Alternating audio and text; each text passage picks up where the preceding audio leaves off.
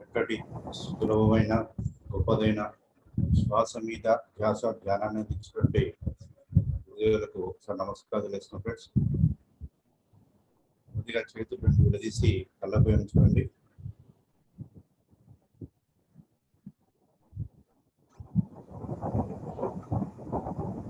చక్కటి సుఖమైన గొప్పదైన శ్వాస మీద ధ్యాస ధ్యానాన్ని అందించినటువంటి ఒకసారి చెప్పండి. ధన్యవాదాలు చేస్తున్నాం ఫ్రెండ్స్.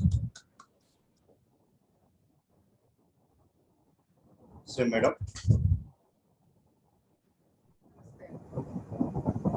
నమస్తే. మీ మైక్ ఏదో శబ్దం వస్తుంది మేడం, ప్రాబ్లం ఉంది.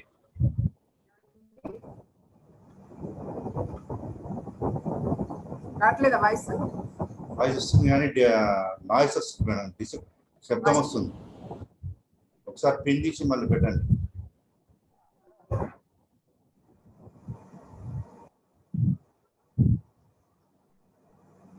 కొంచెం ఉంటుంది అది ఏసీ, మనకి బయట సౌండ్స్ ఉంటాయి. రోడ్డు మీద కదా హౌస్, కొంచెం వస్తూనే ఉంటుంది. వాయిస్ వినపడుతుంది కదా నాది? మీ వాయిస్ ఓకే మేడం, ఓకే. నాకు మైక్ ఉంది కాబట్టి నో ప్రాబ్లం. మైక్ ఉంది కదా. ధ్యానం వర్క్ షాప్ 41 days లో భాగంగా 28వ రోజు మనకి ధ్యాన సందేశం ఇవ్వడానికి మేడం బ్రహ్మ విద్వరిష్ట జక్క పద్మ మేడం గారు పతంజలి యోగ సూత్రాలు అనే అంశం పైన మనకు సందేశం ఇవ్వడానికి అవైలబుల్ గా ఉన్నారు. మేడం ఈ జూమ్ సెషన్ టీచర్స్ తో నిర్వహించబడుతుంది మేడం. ఈ జూమ్ సెషన్ ద్వారా వీళ్ళు ధ్యానంలోకి రావడం జరిగింది. ఇప్పటికీ 37 days కంప్లీట్ అయ్యాయి మేడం. ఇది 38వ రోజు. 38వ రోజు ధ్యాన సందేశం ఇవ్వడానికి వచ్చిన మీకు స్వాగతం, సుస్వాగతం madam. Hand over to you, మీరు కంటిన్యూ చేయండి.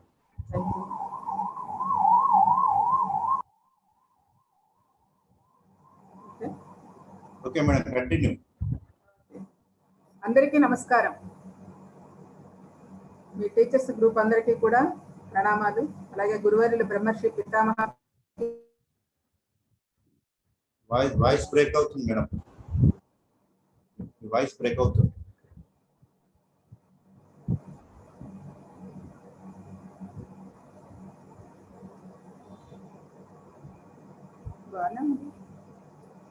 Okay masters. Okay madam. అలాగే సకల గురుమండలికి ఆత్మ ప్రణామాలు అర్పిస్తూ, మరి ఈరోజు మీ అందరినీ, నల్గొండ మాస్టర్స్ అందరినీ, అందులో టీచర్స్ అందరూ విద్యావంతులు, జ్ఞానవంతులు. మీ ముందు మేము సాధారణ గృహిణిని. సో నాకు తెలిసిన సత్యాన్ని మీ దగ్గర చెప్పడానికి వచ్చాను. అయితే ఇదంతా ముందు నా గురించి నేను చెప్తాను. ముందుగా ఒక సాధారణ గృహిణిని, ఇల్లు ఒక పరిమితమైన జీవితంతో ఉండేవాళ్ళము. ఆ ప్రయాణంలోనే మాకు ఇంతకు ముందు అనేక మంది మాస్టర్స్, గురువులతోటి ఎంతో పరిచయం ఉండేది. ఒక సత్యాన్వేషణ జరుగుతున్న ప్రయాణంలో పత్రిగారు కలిశారు 1997వ సంవత్సరంలో. పత్రిగారు కలిసిన మరో క్షణం నుంచి ఈ క్షణం వరకు ఆయన సాహచర్యంతో మా జీవనయాత్ర సాగిస్తున్నాం. ఇప్పటికే 25 years ఆ మహానుభావుడితోటి మా సాంగత్యము. మరి ఆయన ద్వారా తెలుసుకున్న జ్ఞానం ఏదైతే ఉందో, ఒక సాధారణ గృహిణి ఇంట్లో ఉండి తన యొక్క జ్ఞానాన్ని, ధ్యానం ద్వారా తన లోపల ఉన్న ఆ శక్తిని ఎలా తెలుసుకోగలిగింది, దాని ద్వారా ఈ రోజున ఇలా మాట్లాడటానికి కావాల్సింది ఇంత శక్తి, ఇంత జ్ఞానం ఇచ్చింది కూడా ఆ గురువర్యులే. వారికి మరొకసారి నమస్కరించుకుంటూ, అలాగే నా ధ్యానంలో నేను అంతకుముందు ఒక సాధారణ గృహిణి అనుకున్నా. అంతకుముందు పూజా పునస్కారాలు చేసుకుంటూ ఉండేవాళ్ళము. కానీ ఆ తర్వాత ఆ సత్యాన్వేషణ ఇది కాదు, ఏదో ఉంది అనే ఒక మా ప్రయాణంలో పత్రిగారు కలవటం, కలిసిన క్షణం నుంచి మాకు ఆ ధ్యానము పరిచయం అవటం. ఆ ధ్యాన పరిచయం అయిన తర్వాత మేము అలా కంటిన్యూగా రోజు 7 గంటలు 8 గంటలు ధ్యాన సాధన చేస్తూ అనేక రకాల అనుభూతులు పొందటం. ఆ ధ్యానంలో అస్ట్రల్ ట్రావెలే కావచ్చు, టెలిపతే కావచ్చు, ప్రకృతితో మాట్లాడటమే కావచ్చు, ఇలాంటి అనుభూతులన్నీ కూడా స్వీయ అనుభూతులుగా అతి కొద్ది కాలంలోనే అనుభూతి చెందుతూ, అదేవిధంగా మేము మా స్వీయ అభివృద్ధిని పొందుతూ అలాగే అందరికీ చెప్పటం కూడా జరుగుతుంది ఆ క్షణం నుంచే, పత్రికారు కలిసిన దగ్గర నుంచి. సో అది మా ప్రయాణం అలాగా ధ్యాన ప్రచారము, ధ్యాన స్వీయ సాధన అనుభవాలతో అనేక రకాల మాస్టర్స్ యొక్క సాంగత్యంతో ఎన్నో అద్భుతమైన అనుభూతుల్ని చేసుకుంటూనే ఉన్నాం. ఇంకా జరుగుతూనే ఉంటుంది ఎల్లప్పుడూ కూడా.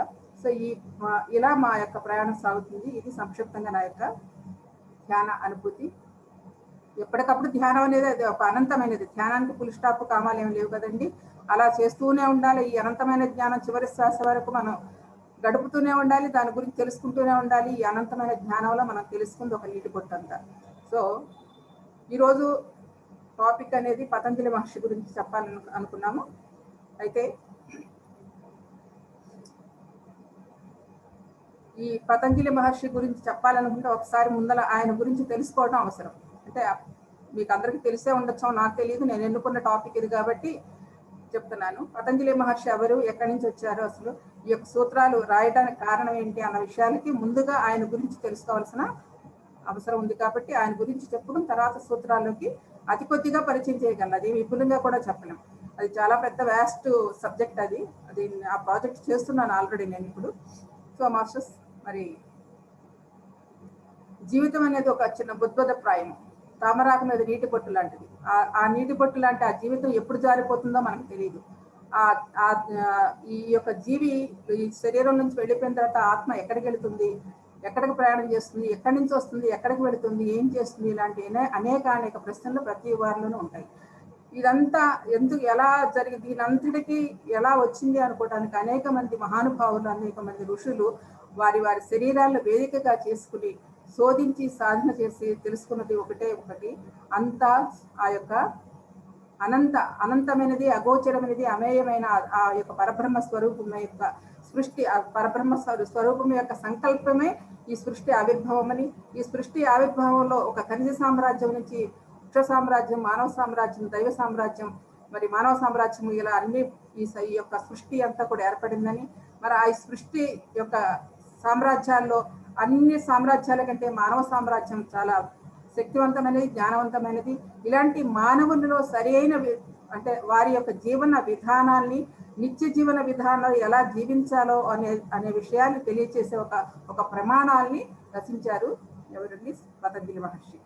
ఇది ఏనాటిది అంటే ఇది ఒక శతాబ్దం కూడా లేదు, 3వ శతాబ్దం 2వ శతాబ్దం అంటారు, మనకు తెలియదు. అలాంటి అంటే ఆది ఉన్నప్పటి నుంచి ఉన్నట్టే చెప్పుకోవాలి. అలాంటి అద్భుతమైనది అనమాట.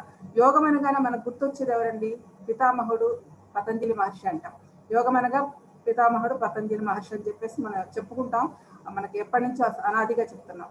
ఆ పితామహుడైన ఆ యోగి గురించి మనం ఒక్కసారి తెలుసుకోవాలి. అసలు ఎలా ఆవిర్భవించాడు, ఆయన ఎవరు, ఎక్కడ ఉంటారు ఏంటన్న విషయం తెలుసుకుంటే తర్వాత ఆయన చెప్పిన సూత్రాలు మనం తెలుసుకుందాం. ఈయన మనకి వైకుంఠం అని ఇవన్నీ ఉన్నాయి కదండి. మనకి మా విష్ణుమూర్తి ఎక్కడుంటారు, ఆదిశేషుడి పైన పాలించి ఉంటారు. సో అలాంటి ఆ వైకుంఠంలో ఆ ఆదిశేషుడై ఈ యొక్క పతంజలి మహర్షి ఒకానొక కొన్ని యుగాల క్రితము, అంటే శతాబ్దాలే చెప్తున్నా కదా, కొన్ని శతాబ్దాల క్రితం, కొన్ని యుగాల క్రితం ఉన్నటువంటి ఏ శతాబ్దమో మనకు తెలియదు. అప్పుడు కొంతమంది ఋషులందరూ వెళ్ళి ఆ యొక్క విష్ణుమూర్తి దగ్గరికి వెళ్ళి వాళ్ళు గోడు వినిపిస్తారంట. వాళ్ళు అంటే ప్రతి ఒక్కసారి ఏదో కష్టం వచ్చినప్పుడే కదండి ఆయన విష్ణుమూర్తి దగ్గరకో బ్రహ్మ దగ్గరకో వెళ్ళి వాళ్ళు కోరుకుంటూ ఉంటారు, ఏదో వరాలు, లేకపోతే ఆ రాక్షసుని చంపమనం. అదేవిధంగా విష్ణుమూర్తి కూడా అడిగారు, ఏ రాక్షసుని వల్ల మిమ్మల్ని ఇబ్బంది పెడుతున్నారు ఆయన, ఎందుకు వచ్చారని చెప్పి. ఈసారి రాక్షసులు కాదు అని మేము ఒకటి కోరుకున్నాము, ఏంటి అంటే మానవుడు త్రికల్మషాలతో బాధపడుతున్నాడు, ఆ త్రికల్మషాలని కూడా సరిచేసి మానవులు జీవించే విధానాన్ని తెలియచేయాలి, దానికి మీరు అవతరించాలని చెప్పేసి ఆ ఋషులందరూ కూడా ఆ విష్ణుమూర్తిని అడుగుతారనమాట. అప్పుడు ఆయన చెప్తారు, ఈ చిన్న పనికి నేను రావాల్సిన పనే ఉంది, నా ఆదిశేషుడే వస్తాడులే అని చెప్పి అంటారు. సరే అని ఆ ఋషులు వెళ్ళిపోతారు. అప్పుడు ఆదిశేషుడు అడుగుతాడు, నేనేమిటి భూలోకం వెళ్ళటువంటి, నేను వెళ్తాను అని చెప్పేసి అని అంటాడు. సర్లేవయ్యా, సమయం వచ్చినప్పుడు నువ్వే అడుగుతావు నేను వెళ్ళటానికి అని ఆ సమాధానం చెప్తారు. అంతవరకు అదైన తర్వాత కొంతకాలం గడిచిన తర్వాత మనకి ఇక్కడ దక్షిణాది మన తమిళనాడులో చిదంబరం అని ఉంది కదండి. ఆ చిదంబరం దగ్గర ఒక చిన్న పల్లెటూరు. ఆ పల్లెటూరులో ఒకనొక స్త్రీమూర్తి, గోనిక ఆవిడ పేరు. ఆవిడ మహా పవిత్రమూర్తి. ఆవిడ జన్మ తీసుకుందంటే ఏ వివాహం ఏది చేసుకోకుండా తన జన్మని పవిత్రం చేసుకుందామని, ముక్తి పొందుదామని చెప్పి ఎప్పుడు తపస్సు చేస్తూ ఉంటుంది సూర్య భగవాను. అలా ఎప్పుడు ప్రతిరోజు తపస్సు చేస్తూ ఆ సూర్య భగవాన్ని ఆరాధిస్తూ ఉంటే ఒకనొక రోజు సూర్య భగవానుడు ప్రత్యక్షమయ్యి ఆ తర్వాత ఏమి నీకు వరం కావాలని చెప్పేసి అడగగా అప్పుడు ఆవిడ అడుగుతుంది, నాకు నాకు ఏ వరంతో నాకేం పని లేదు, కానీ నాకు అంటే స్త్రీమూర్తి కాబట్టి తనలో ఒక మాతృత్వం అనేది ఉంది. ఆ మాతృత్వ భావం నేను అనుభూతి చెందాలి కాబట్టి నాకు ఒక మంచి కొడుకు నువ్వు. అది కూడా ఎలా ఉండాలంటే యుగ యుగాల పర్యంతము ఆయన చెప్పుకునేట్టు ఉండాలి. ఆయన ఇచ్చిన చరిత్ర ఏదైతే ఉందో ప్రతి ఒక్కరూ కూడా స్మరించుకుంటూ యుగాల పర్యంతం కూడా మర్చిపోలేనటువంటి బిడ్డనివ్వు అని చెప్పేసి ఆ గోనిక కోరుకుంటుందండి. ఆ కోరుకున్నప్పుడు సరే తదాస్తని ఆయన సూర్య భగవానుడు చెప్తాడు. ఈ సమయంలోనే అక్కడ ఒకనొక మన ఆ విష్ణువు దగ్గర ఒక చక్కటి ఒక సంఘటన జరుగుతుంది.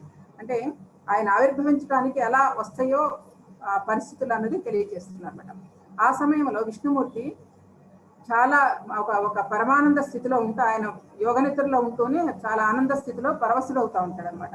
పరవశుడు అవుతూ ఉంటే ఆ యొక్క లైట్ గా అయిపోతుంది. ఆయన ఆదిశేషుడు బరువు లేకుండా ఆనంద తాండవంలో తేలిపోతూ ఉంటాడు. అలా ఊగిపోతూ ఉంటే ఆదిశేషుడు అడుగుతాడు, ఏమి స్వామి ఏమైంది మీకు ఇలా ఇదైపోతున్నారు అంత ఆనందంగా అని చెప్పేసి ఆ ఆదిశేషుడు విష్ణుమూర్తిని అడుగుతాడు. అప్పుడు ఆయన చెప్పి, నేను చూసింది పరమానందము, ఆనంద తాండవాన్ని చూశాను, ఎంతో అద్భుతంగా ఉంది. అసలు ఆ ఆనంద తాండవాన్ని చూడాల్సిందే కంటారా కూడాను, అంత అద్భుతంగా ఉంది, ఇక ఈ కళ్ళు చాలవు చూడటానికి అని చెప్పేసి అలా చెప్తాడు అనమాట. అయితే నేను కూడా చూడవచ్చా దాన్ని అని అప్పుడు అడుగుతాడు ఆదిశేషుడు. ఎందుకు చూడకూడదు, తప్పకుండా చూడవచ్చు. అయితే నేను భూలోకి వెళ్ళనా అయితే చూడటానికి అని చెప్పేసి అడుగుతాడు. ఈ విధంగా ఆ ఋషులు కోరుకున్న ఆ సమయం ఆసన్నమైనప్పుడు ఈ ఆదిశేషుడు అలా తన ఇష్ట ప్రకారమే విష్ణుమూర్తి యొక్క ఆదేశం ప్రకారము భూలోకానికి రావడానికి సిద్ధమయ్యాడు. అదే సమయంలో ఇక్కడ తపస్సు చేస్తున్న ఈ గోరిక కూడా వరం పొందుతూ ఉందన్నమాట. అప్పుడే సూర్య భగవానుడు ఇస్తూ ఉంటాడు. ఆ సూర్య భగవానుడికి అంజలి ఘటిస్తూ ఆ తల్లి ఉన్నప్పుడు ఆ పైనుంచి ఆ ఆదిశేషుడు పాము రూపంలో వస్తూ ఆ తల్లి గోనిక యొక్క అంజలిలో పడతాడనమాట. అది పాము రూపంలో పడిన ఆ బిడ్డని తను పెంచుతుంది.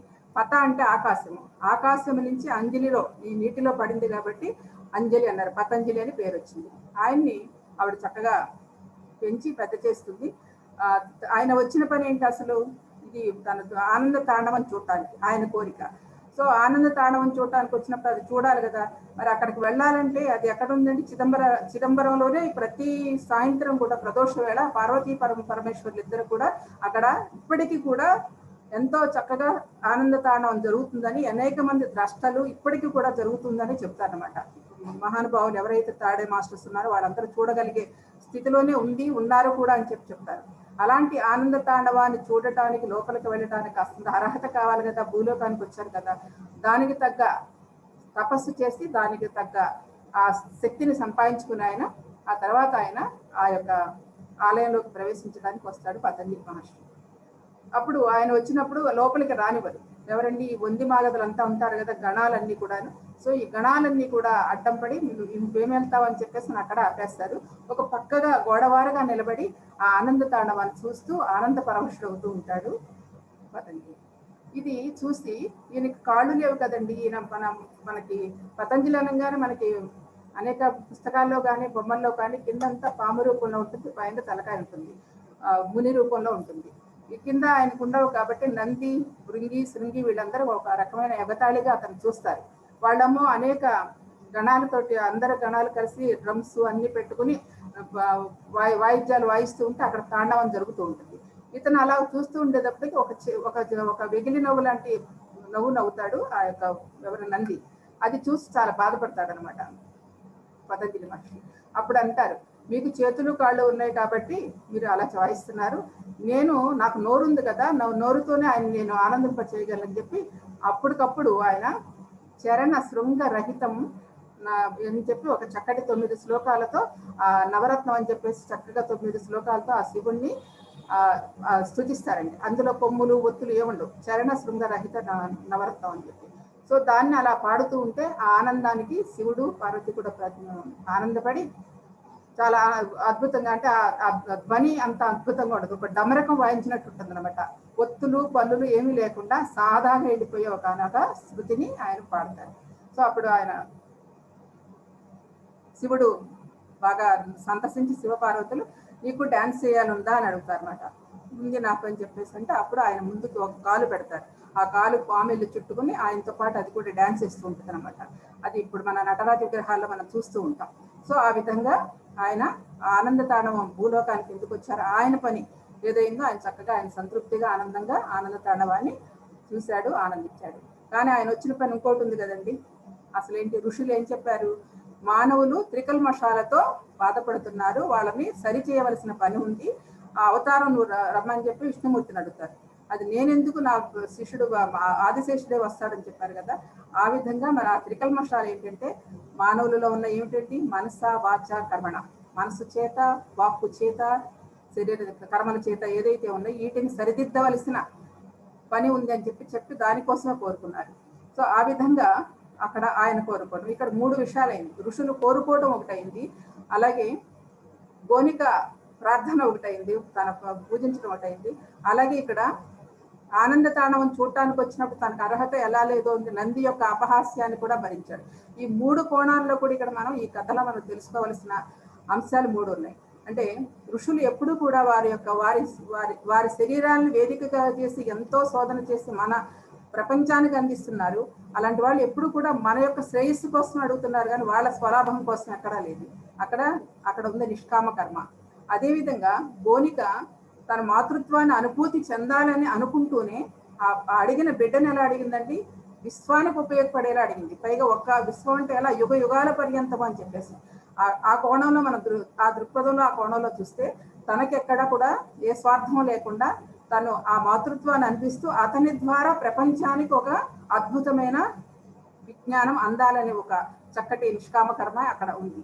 అలాగే మరి ఆ ఆనంద తాండవంలో ఈ శృంగి నంది అపహాస్యం చేయటం అంటే అక్కడ మనం తెలుసుకోవాల్సిన విషయం అంటే అక్కడ ఏంటంటే చూడండి, ఒక అంగవైకల్యం చూసి అలా నవ్వటం అనేది, ఒక అపహాస్యం చేయడం అనేది ఒక చాలా తక్కువ ఇదనమాట. అంటే అలాంటి ఉండకూడదు కదా.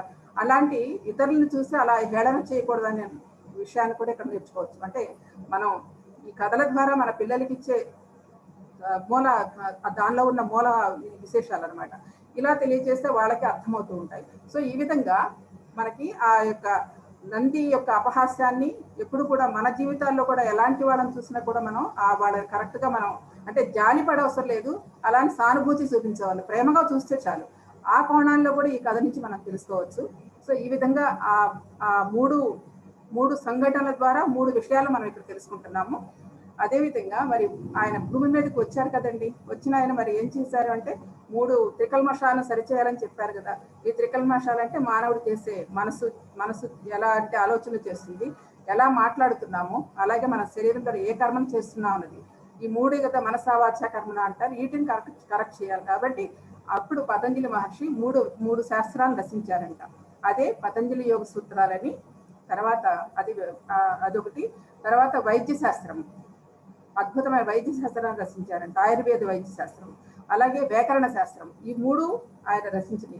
పతంజలి యోగ సూత్రాలంటే మనసుని ఎలా సరిచేయాలి అన్నది పతంజలి యోగ సూత్రాలు.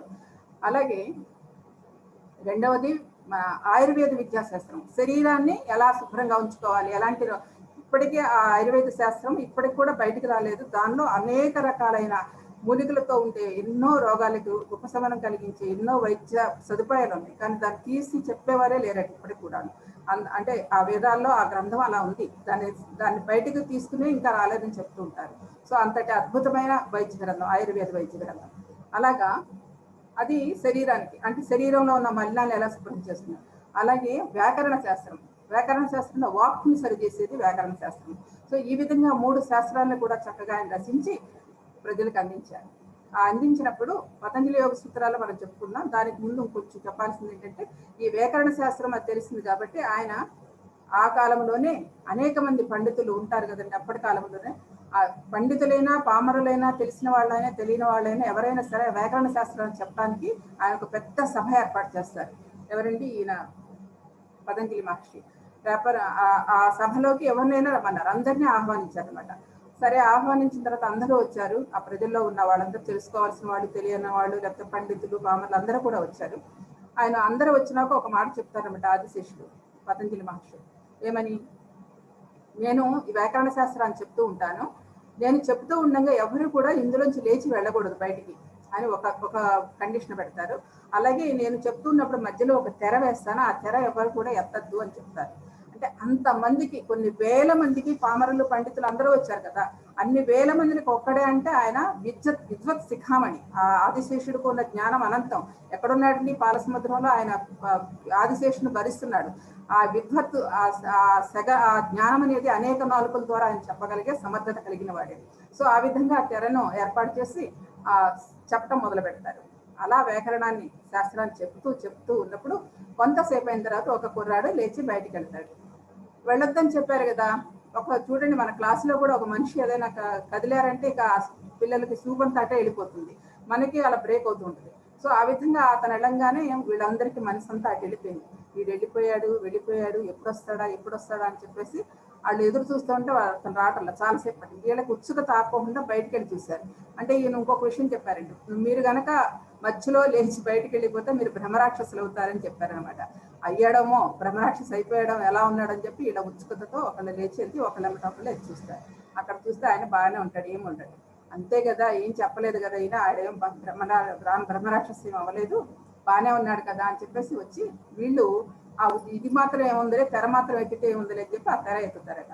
ఎత్తంగానే అప్పుడు ఆయన లోపల ఉన్న ఏంటండి, ఆ ఆదిశేషు కంటే తనలో ఉన్నదంతా ఆ సెగలే, విషప జ్వాలలు ఉంటాయి కదా, ఆ యొక్క జ్వాలలకి మొత్తం మసైపోతారు అందరూ, ఇంకెవ్వరూ మిగలరు. ఆ తర్వాత ఆ ఒక్కడే మిగులుతాడు. ఆ ఒక్కడికే ఆయన పిలిపించి ఆ వ్యాకరణ శాస్త్రాన్నంతా బోధిస్తాడు.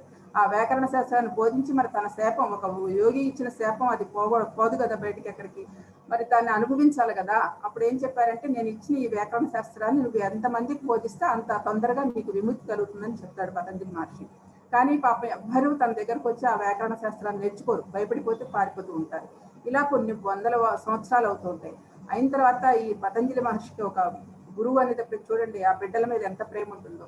పాపం వీడికి ముక్తి కలగటం లేదు, ఇంకెవరు వింటలేదు, ఎంతకాలం అలా బాధపడతాడని చెప్పేసి తనకే జాలి కలిగి పతంజలి మహర్షికి వాడిని ఎలాగలా చెర నుంచి విడిపించాలని చెప్పి తనకే అనిపించి అప్పుడు తన శరీరాన్ని సజీవ సమాధి చేసి మరలా జన్మ తీసుకుంటాడు. ఇప్పటికి కూడా ఆ తిరుచునాపల్లి దగ్గర తిరుపుట్టూరు అని ఉందటండి, 30 కిలోమీటర్ల దూరంలో. ఆ తిరుపుట్టూరులో జగన్నాథ ఈశ్వరాలయం అని ఉంది. అక్కడ ఆయన సమాధి ఇప్పటికీ కూడా ఉంది, సజీవ సమాధి పతంజలి మహర్షి. సో ఆ సమాధికి అక్కడ ఉందనమాట. అప్పుడు ఆయన సమాధి చెంది తర్వాత మళ్ళీ చంద్రశర్మగా జన్మ తీసుకుని అతని దగ్గరికి ఆ కుర్రాడి దగ్గరికి వచ్చి, వ్యాకరణ శాస్త్రం నేర్చుకున్న వాడి దగ్గరికి వచ్చి మొత్తం వ్యాకరణం అంతా నేర్చుకున్న తర్వాత అప్పుడు అతని శాప విమోచన అయిపోతుంది. అప్పుడు ఈయన మనకి ఆదిశంకరాచార్య గురువు ఉన్నారు కదండి, గౌడపాద గోవిందపాదాచార్యులని, వీళ్ళిద్దరు కూడా ఆ జన్మలు తీసుకున్నారు.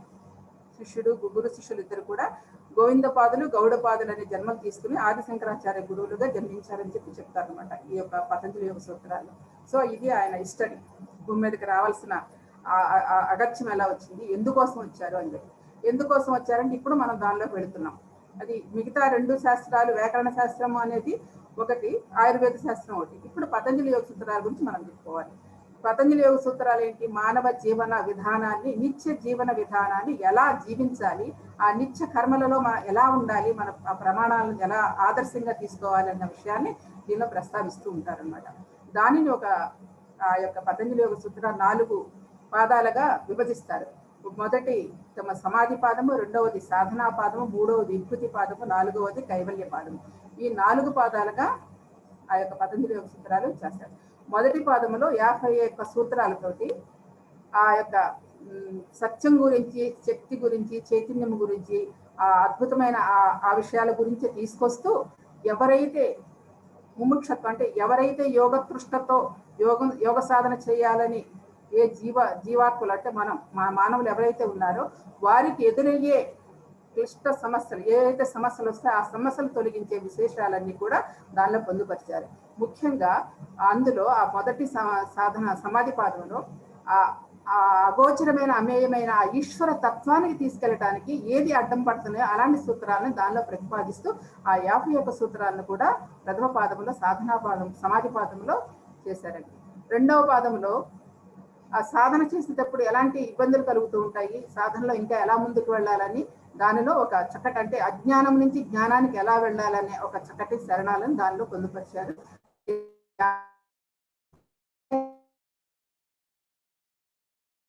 పాదంలో సాధకుడు సాధన చేస్తూ ఉంటే తనలో కలిగే సిద్ధులు అనేక సిద్ధులు వస్తాయి కదండి మనకి సాధన చేస్తున్నప్పుడు. ఆ సిద్ధులని ఎలా సంయమనం చేసుకోవాలి అన్న విషయాన్ని 55 సూత్రాలతో 3వ పాదమైన సాధన విభూతి పాదంలో స్పష్టించారు, అక్కడ పొందుపరిచారు అనమాట.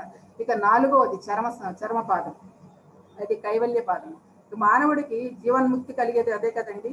అలాంటి జీవన్ముక్తి కోసం కలిగే ఆ కైవల్య పాదం అనేది ఇక ఈ సంసార బంధముల నుండి విడివడి ఎలాంటి బంధాలు లేకుండా దాని నుండి బయటపడే ఒక అద్భుతమైన మార్గాన్ని కైవల్య పాదంగా, అంటే ఆ జ్ఞానాన్ని కైవల్య స్థితికి తీసుకెళ్లేది ఒక ఋతుంబరా ప్రజ్ఞ అనే ఒక జ్ఞానాన్ని మనకు దానిలో ప్రసాదిస్తారు 34 సూత్రాలతో. ఇట్లా మొత్తం కలిపి 195 సూత్రాలండి పతంజలి యోగ సూత్రాలు. మనకు బాగా తెలిసిన ఏంటంటే అష్టాంగ యోగ మార్గం, యమనియమాసన ప్రాణాయామ ప్రత్యాహార ధారణ ధ్యాన సమాధి అంటాం.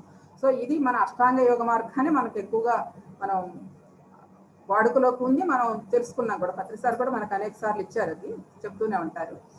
కానీ టోటల్గా ఫస్ట్ అసలు ఎలా ఆవిర్భవించింది, దాని గురించి ఏంటి, దాని యొక్క ఇది అన్నీ ఉంటాయి కదండి. అలాగే దీన్ని ఇలా 195 సూత్రాలతో రూపొందించారు ఈ పతంజలి యోగ సూత్రాలు. ఇవి ఏమిటి అంటే మన మానవుడు చెప్పారు కదా త్రికల్మషాలని, ఈ మూడింటిని సరిచేసే విద్యనండి. ఇందులో ఎంత సూక్ష్మంగా, ఎంత లోతుగా, ఎంత లోపలికి వెళితే కానీ ఒక్కొక్క విషయం ఒక్కొక్క పొరలాగా విడబడుతూ ఉంటాయి. అంత డెప్త్గా ఉంటుంది ఈ సబ్జెక్టు. ఒకసారి అర్థం కాకపోవచ్చు కానీ బట్ ప్రయత్నిస్తే అన్నీ అవుతాయి. చాలా డీటెయిల్డ్గా వెళ్ళాలి, కానీ డీటెయిల్గా ఇప్పుడు నేనైతే చెప్పలేను. కొన్ని పరిచయాలు చేస్తాను అంతే. ఆల్రెడీ నేను ఈ ప్రాజెక్ట్ చేస్తున్నాను. మార్నింగ్ టైము ప్రతి మంగళవారము, గురువారము, శనివారము నేను అమెరికా వాళ్ళకి చెప్తున్నా, మార్నింగ్ 5 to 6:30. ఇది ఇప్పటికీ 30 సూత్రాలు అయినాయి. 30 సూత్రాలు చెప్తున్నాను అనమాట. ఇప్పుడు 17 క్లాసులు అయినాయి. అవన్నీ కూడా నా యూట్యూబ్ ఛానల్లో ఉన్నాయి. పద్మా జక్క యూట్యూబ్ ఛానల్ మీరు సబ్స్క్రైబ్ చేస్తే దానిలో వస్తాయి అనమాట. దానిలో అయితే ఒక్కొక్క సూత్రం గురించి 2 రోజులు, 1 రోజు కూడా పడుతుంది. అలా అంత విపులంగా ఉన్నాయి. ఇప్పుడు సూక్ష్మంగా మీకు పరిచయం మాత్రమే చేస్తాను. దాన్ని చూడాలనుకున్న వాళ్ళు సబ్స్క్రైబ్ చేస్తే దానిలో ఉంటాయి, లేదనుకుంటే మార్నింగ్ టైం మీరు రావచ్చు. సో ఈ విధంగా అది కూడా నేను తీసుకుని పత్రిసారి చెప్తున్నారు, ఈ వర్క్ ఆయన చేయాలనుకున్నారంటే ఇప్పుడు మరి ఏ అదృష్టవశాత్తు నాకైతే ఎందుకు కలిగిందో కూడా తెలియదు. మొత్తాన్ని నేను మొదలుపెట్టి ఆ ప్రాజెక్ట్ చేస్తూ ఉన్నాను అనమాట. సో 25 సంవత్సరాల నుంచి ధ్యాన సాధన చేస్తూ ఎన్నో అనుభూతులు పొందుతూ ఎంతో ఆనందాన్ని పొందుతూ అన్ని విషయాలు తెలిసినా కూడా ఈ పతంజలి యోగ సూత్రాలు చదువుతూ దాన్ని విశ్లేషణ చేసుకుంటుంటే మనలో ఇంకా ఎక్కడ ఉన్న పొరల్లో ఉన్న మన లోపల ఉన్న భావాలన్నీ కూడా ఎలా తీయబడుతున్నాయో, మన నిత్య జీవన విధానంలో దాన్ని ఎలా అప్లై చేసుకోవాలన్నది ఇంకా ఎంతో అద్భుతంగా అనిపిస్తుందండి. అంటే ప్రాక్టికల్గా నేను ఫీల్ అవుతున్నా దాన్ని. అంత చక్కగా ఎంతో తెలుసు, జ్ఞానం ఎంతో ఇచ్చారు పత్రిక, అన్ని జీవితంలో అప్లై చేస్తున్నా. కానీ ఇంకా సూక్ష్మమైన పొరల నుంచి కూడా మనకి నిత్య జీవన విధానంలో ఏదో వదిలేసి వెళ్ళటం కాదు, నిత్య జీవన విధానంలో ప్రతి విషయం అనేది ఎలా ఉండాలన్న విషయాన్ని చాలా డీటెయిల్గా ఎంతో అద్భుతంగా ఇచ్చారు. సో అది ట్రై చేయండి మీరు చూడటానికి. ఇప్పుడు నేను జస్ట్ కాస్త పరిచయం మాత్రమే చేయగలను. మొదటిది అధః యోగానుశాసనం, మొదటి సూత్రం అధః యోగానుశాసనం. ఇది సమాధి పాదం అండి, మొట్టమొదటి. అధః యోగానుశాసనం అంటే అధః అంటే ఇప్పుడు అంటే ఇప్పుడు, యోగానుశాసనం. అనుశాసనం అంటే ఏంటంటే అనుశాసనం ఇన్స్ట్రక్షన్, దాన్ని ఇచ్చినట్టు చేయాలన్నమాట. ఇది ఈ పతంజలి యోగ సూత్రాలు ఒకటే, వేదము కాదు, వేదాంతాలు కాదు. వేదం అంటే ఏదో వినేది కాదు, ఇది ఇన్స్ట్రక్షన్స్, చేయవలసిన పనులు అనమాట. ఇచ్చినట్టు చేస్తే ఆ యోగానికి వెళ్ళడానికి అర్హత లభిస్తుంది అన్న విషయాన్ని తెలియజేస్తున్నారు ఇక్కడ. అధః అంటే ఇప్పుడు, అంటే ఎవరికైతే ఆకలేస్తుందో వాడికి కదండి అన్నం తినాలనిపిస్తుంది. అలాగే ఎవరికైతే ఈ జ్ఞానం మీద దృష్టి కలుగుతుందో, ఎవరికైతే ఆ జ్ఞానం తెలుసుకోవాలనిపిస్తుందో, యోగం అంటే ఏంటి, యోగ అభ్యాసం అంటే ఏంటి, యోగ జీవితం అంటే ఏంటి, ఇలాంటి విషయాలు ఎవరికైతే వాటిపై మమకారము, తపన, ఒక తపస్సు లాంటిది తెలుసుకోవాలని ఒక తృష్ణ కలుగుతుందో వారికి మాత్రమే ఇది ఉపయోగపడుతుంది. అధః అంటే ఇప్పుడు ఎవరైతే ఆకలిగా ఉన్నారో, అదే చెప్పాడు మొట్టమొదటి సూత్రంలో ఏమిటి, జ్ఞానాభిలాషులు ఎవరైతే ఉన్నారో వాళ్ళ యొక్క సాధనలో ఎదురయ్యే క్లిష్ట సమస్యలకి చక్కటి సమాధానాలు, వివరణాలు తెలుస్తాయని కూడా చెప్పారు. సో ఆ విధంగా మొట్టమొదటి పాదంలో ఇది ఉంటుందన్నమాట. అంటే ఎవరికైతే ఆత్రం ఉందో, ఎవరికైతే ఇందాక అనుకున్నాం ఈ జీవి ఎక్కడి నుంచి వచ్చాడు, అసలు జన్మ ఎందుకు, అసలు ఎందుకు రావాలి, ఎక్కడ వచ్చిన తర్వాత ఏం చేయాలి, ఈ శరీరం వదిలేసిన తర్వాత ఎక్కడికి వెళ్తున్నాడు, ఇలాంటి ప్రశ్నలన్నీ మనకు ఉంటూనే ఉంటాయి. వీటన్నిటికీ సమాధానము నిత్య జీవన విధానంలోనే మనకు దొరుకుతుంది అన్న విషయాన్ని చెప్తున్నారు. అది ఒక వేదాంతం ఏదో చెప్పేది వినటం కాదు, ఆ ఇన్స్ట్రక్షన్, ఆయన ఇచ్చిన ఇన్స్ట్రక్షన్స్ ఏదైతే ఉన్నాయో దాన్ని ఫాలో అవుతుంటేనే తెలుస్తుంది అన్నారు. ఇంకొక విషయం కూడా ఇక్కడ బాగా తెలుసుకోవాలండి. పతంజలి యోగ సూత్రాలు అనేది ఇన్స్ట్రక్షన్స్ అయితే, అంటే ఆయన సూత్రాల ద్వారా జీవన విధానాన్ని మనం నడిపించుకుంటూ ఉంటే మళ్ళీ ఆ జీవితంలో ఆచరించడానికి కావాల్సిన భగవద్గీత, ఈ రెండింటినీ మనం కంబైన్ చేసుకుంటేనే మన లైఫ్ చాలా అద్భుతంగా ఉంటుంది. పతంజలి యోగ సూత్రాలు అనుసరణ, ఆచరణ, ఆయన ఎలా చెప్పారో అలా ఆచరణ చేస్తూ, అది యోగాభ్యాసం అనమాట. యోగాభ్యాసం సాధన చేస్తూ చేస్తూ ఉంటే ఆ యోగ జీవితంలో అడుగు పెట్టిన తర్వాత ఆ యోగ జీవితాన్ని ఎలా గడపాలో చెప్పేదే భగవద్గీత. భగవద్గీత అనగానే ఒక మాన్యువల్, ఒక మన మానవుడు ఎలా జీవించాలి అని చెప్పేదే భగవద్గీత. అలాగే అందులో అన్ని ఇన్స్ట్రక్షన్స్ అందులో ఉన్నాయి. ఎలా ఆచరించాలో అని కూడా దానిలో ఉంది, ఎలా ఆచరణ చెయ్యాలో అన్నది ఈ సూత్రాల ద్వారా, ఎలా ఉండాలి మానవుడు అన్న విషయాల ద్వారా సూత్రాల ద్వారా మనకి ఇచ్చాడు. ఇవి ఆచరణ చేస్తే ఆ భగవద్గీత ఇచ్చిన ఆ జీవితం ఎలా జీవించాలన్నది అర్థమవుతుందని చెప్తారు. ఈ రెండు కంబైన్ చేస్తే జీవితం మరింత అద్భుతంగా ఉంటుందని మహర్షి గారు చెప్తూ ఉంటారు. సో ఈ విధంగా అధహ యోగానుశాసనం, అధహ అంటే ఇప్పుడు మనకేంటంటే ఎవరికైతే ఆ తృష్ణ కలుగుతుందో, ఎవరికైతే యోగాభ్యాసం చెయ్యాలనిపిస్తుందో, ఎవరికైతే ధ్యానాభ్యాసం కావాలనిపిస్తుందో వారికి అది ఇన్స్ట్రక్షన్స్ గా ఇవ్వబడుతుంది అని చెప్తున్నారు. యోగ, అధహ యోగానుశాసనం. యోగ అంటే మనం ఏమనుకుంటామండి, యోగం అంటే అన్నిటినీ కలేస్తాం. యోగము వేరు, యోగాభ్యాసం వేరు, యోగ జీవితం వేరు. వీటి మూడిటికి క్లారిటీ మనం తెచ్చుకోవాల్సిన అవసరం ఉంది. యోగం అనగానే అంటే అన్నం మనం దానిలో కలిపేస్తూ ఉంటాం.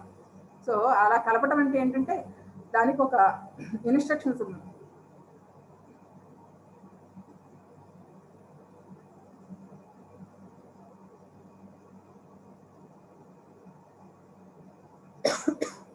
దానికి అంటే యోగం అనగానే మన ప్రాణాయామం కానీ ఆసనాలు కానీ వీటన్నిటిని యోగమే అనేస్తాం. యోగం చేస్తున్నామండి, మేము యోగాసనాలు చేస్తున్నామండి ఇలా అంటారు.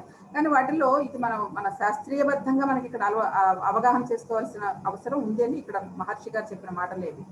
యోగం అంటే ఏంటి, యోగాభ్యాసం అంటే ఏంటి, యోగ జీవితం అంటే ఏంటి. యోగం అంటే మనకు తెలుసుకోవాల్సిన, ముందర యోగాభ్యాసం చేస్తేనే యోగంలోకి వెళతాం. యోగాభ్యాసం సాధన చేస్తూ చేస్తూ యోగ జీవితంలోకి ప్రవేశించినాక యోగంలో పెడతాం. అసలు యోగం అనగా ఏమి అన్న విషయం మనకు తెలిస్తే, ఇక్కడ యోగం అంటే ఒక కలయిక. కలయిక అంటే ఏంటి, మనకి ఒక వస్తువును దాంతో కలిసినప్పుడు కలయిక అంటారు. ఒక మీరు బండి కొనుక్కున్నారండి, స్కూటర్ కొనుక్కున్నారు అంటే ఒక వాహన యోగం అంటాం.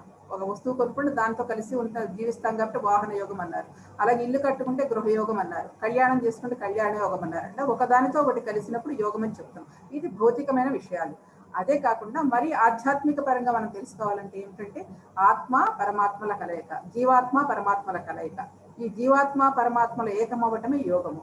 మరి ఆ జీవాత్మ పరమాత్మల ఏకమయ్యే స్థితికి తీసుకెళ్లేదే యోగాభ్యాసము. అక్కడికి వెళ్ళాలంటే దీన్ని అంతా అర్థం చేసుకోవాలి కదండి. యోగం అనగానే ఇది కాదు మనకి. యోగం అనగా ఐక్యత. ఏం ఐక్యత, జీవాత్మ పరమాత్మల ఐక్యత.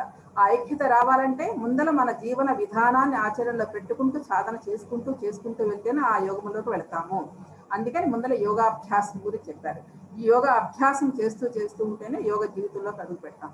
యోగాభ్యాసం అంటే ఏమిటి, మనం అనుకుంటాం మనం ఒక అరగంట సేపు ఆసనాలు వేస్తాం, ఒక అరగంట సేపు ప్రాణాయామం చేస్తాం, ఇవన్నీ అనుకుంటాం. కానీ ఇవన్నీ ఏమిటి అభ్యాసం, ఇవన్నీ ఆ శరీరము ఫ్లెక్సిబిలిటీ, ఆసనాలు వేయచ్చు, ఏదైనా చేయొచ్చు, ప్రాణాయామం చేయొచ్చు, అది ఏదైనా ఓకే. కానీ ఇవన్నీ టెంపరీ అంటే ఈ ఆసనాలు వేయడం వల్ల ఏమవుతుంది, మీ యొక్క భౌతిక శరీరం, ఈ అన్నమయ శరీరం అంతా ఫ్లెక్సిబిలిటీగా, దానికి ఆ ధాతువులతో చాలా చక్కగా ఫ్లెక్సిబిలిటీగా అనిపిస్తుంది ఈ యొక్క ఆసనాల ద్వారా. అలాగే ప్రాణాయామం ద్వారా ఏమవుతుంది, మనలోని ఆ ప్రాణమయ శరీరము, ఆ ప్రాణశక్తి లోపలికి వెళ్ళినప్పుడు చక్కగా దాంతో ఈ ప్రాణమయ శరీరము భౌతిక శరీరము రెండు అనుసంధానమై చక్కటి ఆరోగ్యాన్ని, చక్కటి ప్రశాంతతని ఇవ్వటం వరకు ఓకే, అదంతా రైట్ అంతవరకు. కానీ మోక్షానికి తీసుకెళ్లేది లేదా మనకు ఆ యొక్క యోగంలోకి తీసుకెళ్లేది మాత్రం కాదు అని చాలా కుండబద్దలుగా చెప్తారు పతంజలి మహర్షి గారు. దీన్ని మనం చాలా క్లారిటీగా తెలుసుకోవాల్సిన అవసరం ఉందని చెప్పి కూడా ఆయన చెప్తారు. అంటే యోగాభ్యాసం అనేది ఇదంతా అభ్యాసం చేస్తే గానీ అక్కడికి వెళ్ళాం. అభ్యాసాలు ఏంటి, యోగాసనాలు, ఈ ప్రాణాయామాలు, ఈ అభ్యాసం ఈ శరీరానికి సంబంధించినవే కానీ యోగానికి సంబంధించినవి కావు. మరి యోగానికి సంబంధించింది ఏంటి, నువ్వు తెలుసుకున్న జ్ఞానం ఏదైతే ఉందో నీవు 24 గంటలు, అంటే ఇప్పుడు ఏం చేస్తాం, పొద్దున పూట ఒక అరగంట సేపు ఆసనాలు వేస్తాం, ప్రాణాయామం చేస్తాం, ఇక అయిపోయింది కదా, మనకి అయిపోయింది. ఇప్పుడు ధ్యానమైన అంతే, మనం ధ్యానమైన పొద్దున చేస్తాం, సాయంత్రం చేస్తాం, లేకపోతే ఖాళీగా ఉంటే ఇంకొక గంట చేస్తాం, 3 గంటలు 4 గంటలు చేస్తూ ఉంటాం. కానీ ఆ చేసినంతసేపే ధ్యానం చేయడం కాదు సుమా. నువ్వు ధ్యానం అనేది ఏం చేయాలి, 24 గంటలు ఆ ధ్యాన స్థితిలో ఉండే ప్రయత్నం చేసేదే యోగం. ఆ స్థితికి మనం వెళ్ళాలి, అది అభ్యాసం చేయాలి. ఆ అభ్యాసమే ఆ సాధనే అభ్యాసం అన్నారు. ఈ అభ్యాసం ఏంటి, ఒక గంట అరగంట చేయటం అనేది కాదు, అది నీ జీవితంలో 24 గంటలు కూడా దానిని. ఇప్పుడు మనకి చాలా శ్వాస మీద చెప్తున్నాండి, శ్వాస మీద ధ్యాస. గంట సేపు మనం లేకపోతే ఇప్పుడు ఒక అరగంట ధ్యానం చేస్తాం, ఇక అయిపోయింది అనుకుంటే కుదరదు కదా. ఈ ధ్యానం యొక్క ఫలం ఏదైతుందో, ధ్యానం యొక్క అనుభూతి ఏదైతే ఉందో అలా నీ లోపల నిక్షిప్తం అవ్వాలి, దాంతో మనం మమేకం అవ్వాలి. ఆ మమేకమయ్యే పద్ధతే తీసుకెళ్తారు ఈ యోగాసనాలు అభ్యాసంలో. అభ్యాసంలో మనం వెళ్తూ ఉంటే ప్రతి విషయాన్ని మనం ఈ అభ్యాసం చేస్తున్నప్పుడు ఎలా ఉంటుంది అని అంటే, చివరికి మనకి ఎలా తెలుస్తుందంటే, అభ్యాసం చేసిన కొద్దీ ధ్యానం ద్వారా మన అభ్యాసం చేసిన కొద్దీ ఏమవుతుంది, ఆ ధ్యానములో మనలో ఒక రకమైన పరివర్తన జరుగుతుంది. ఆ పరివర్తన ఏమిటి, మనలో ఒక దృక్పథం మారుతూ ఉంటుంది. అంటే మన ఇంతకుముందు మానసిక స్థితికి తర్వాత మానసిక స్థితికి చాలా తేడా ఉంటుంది.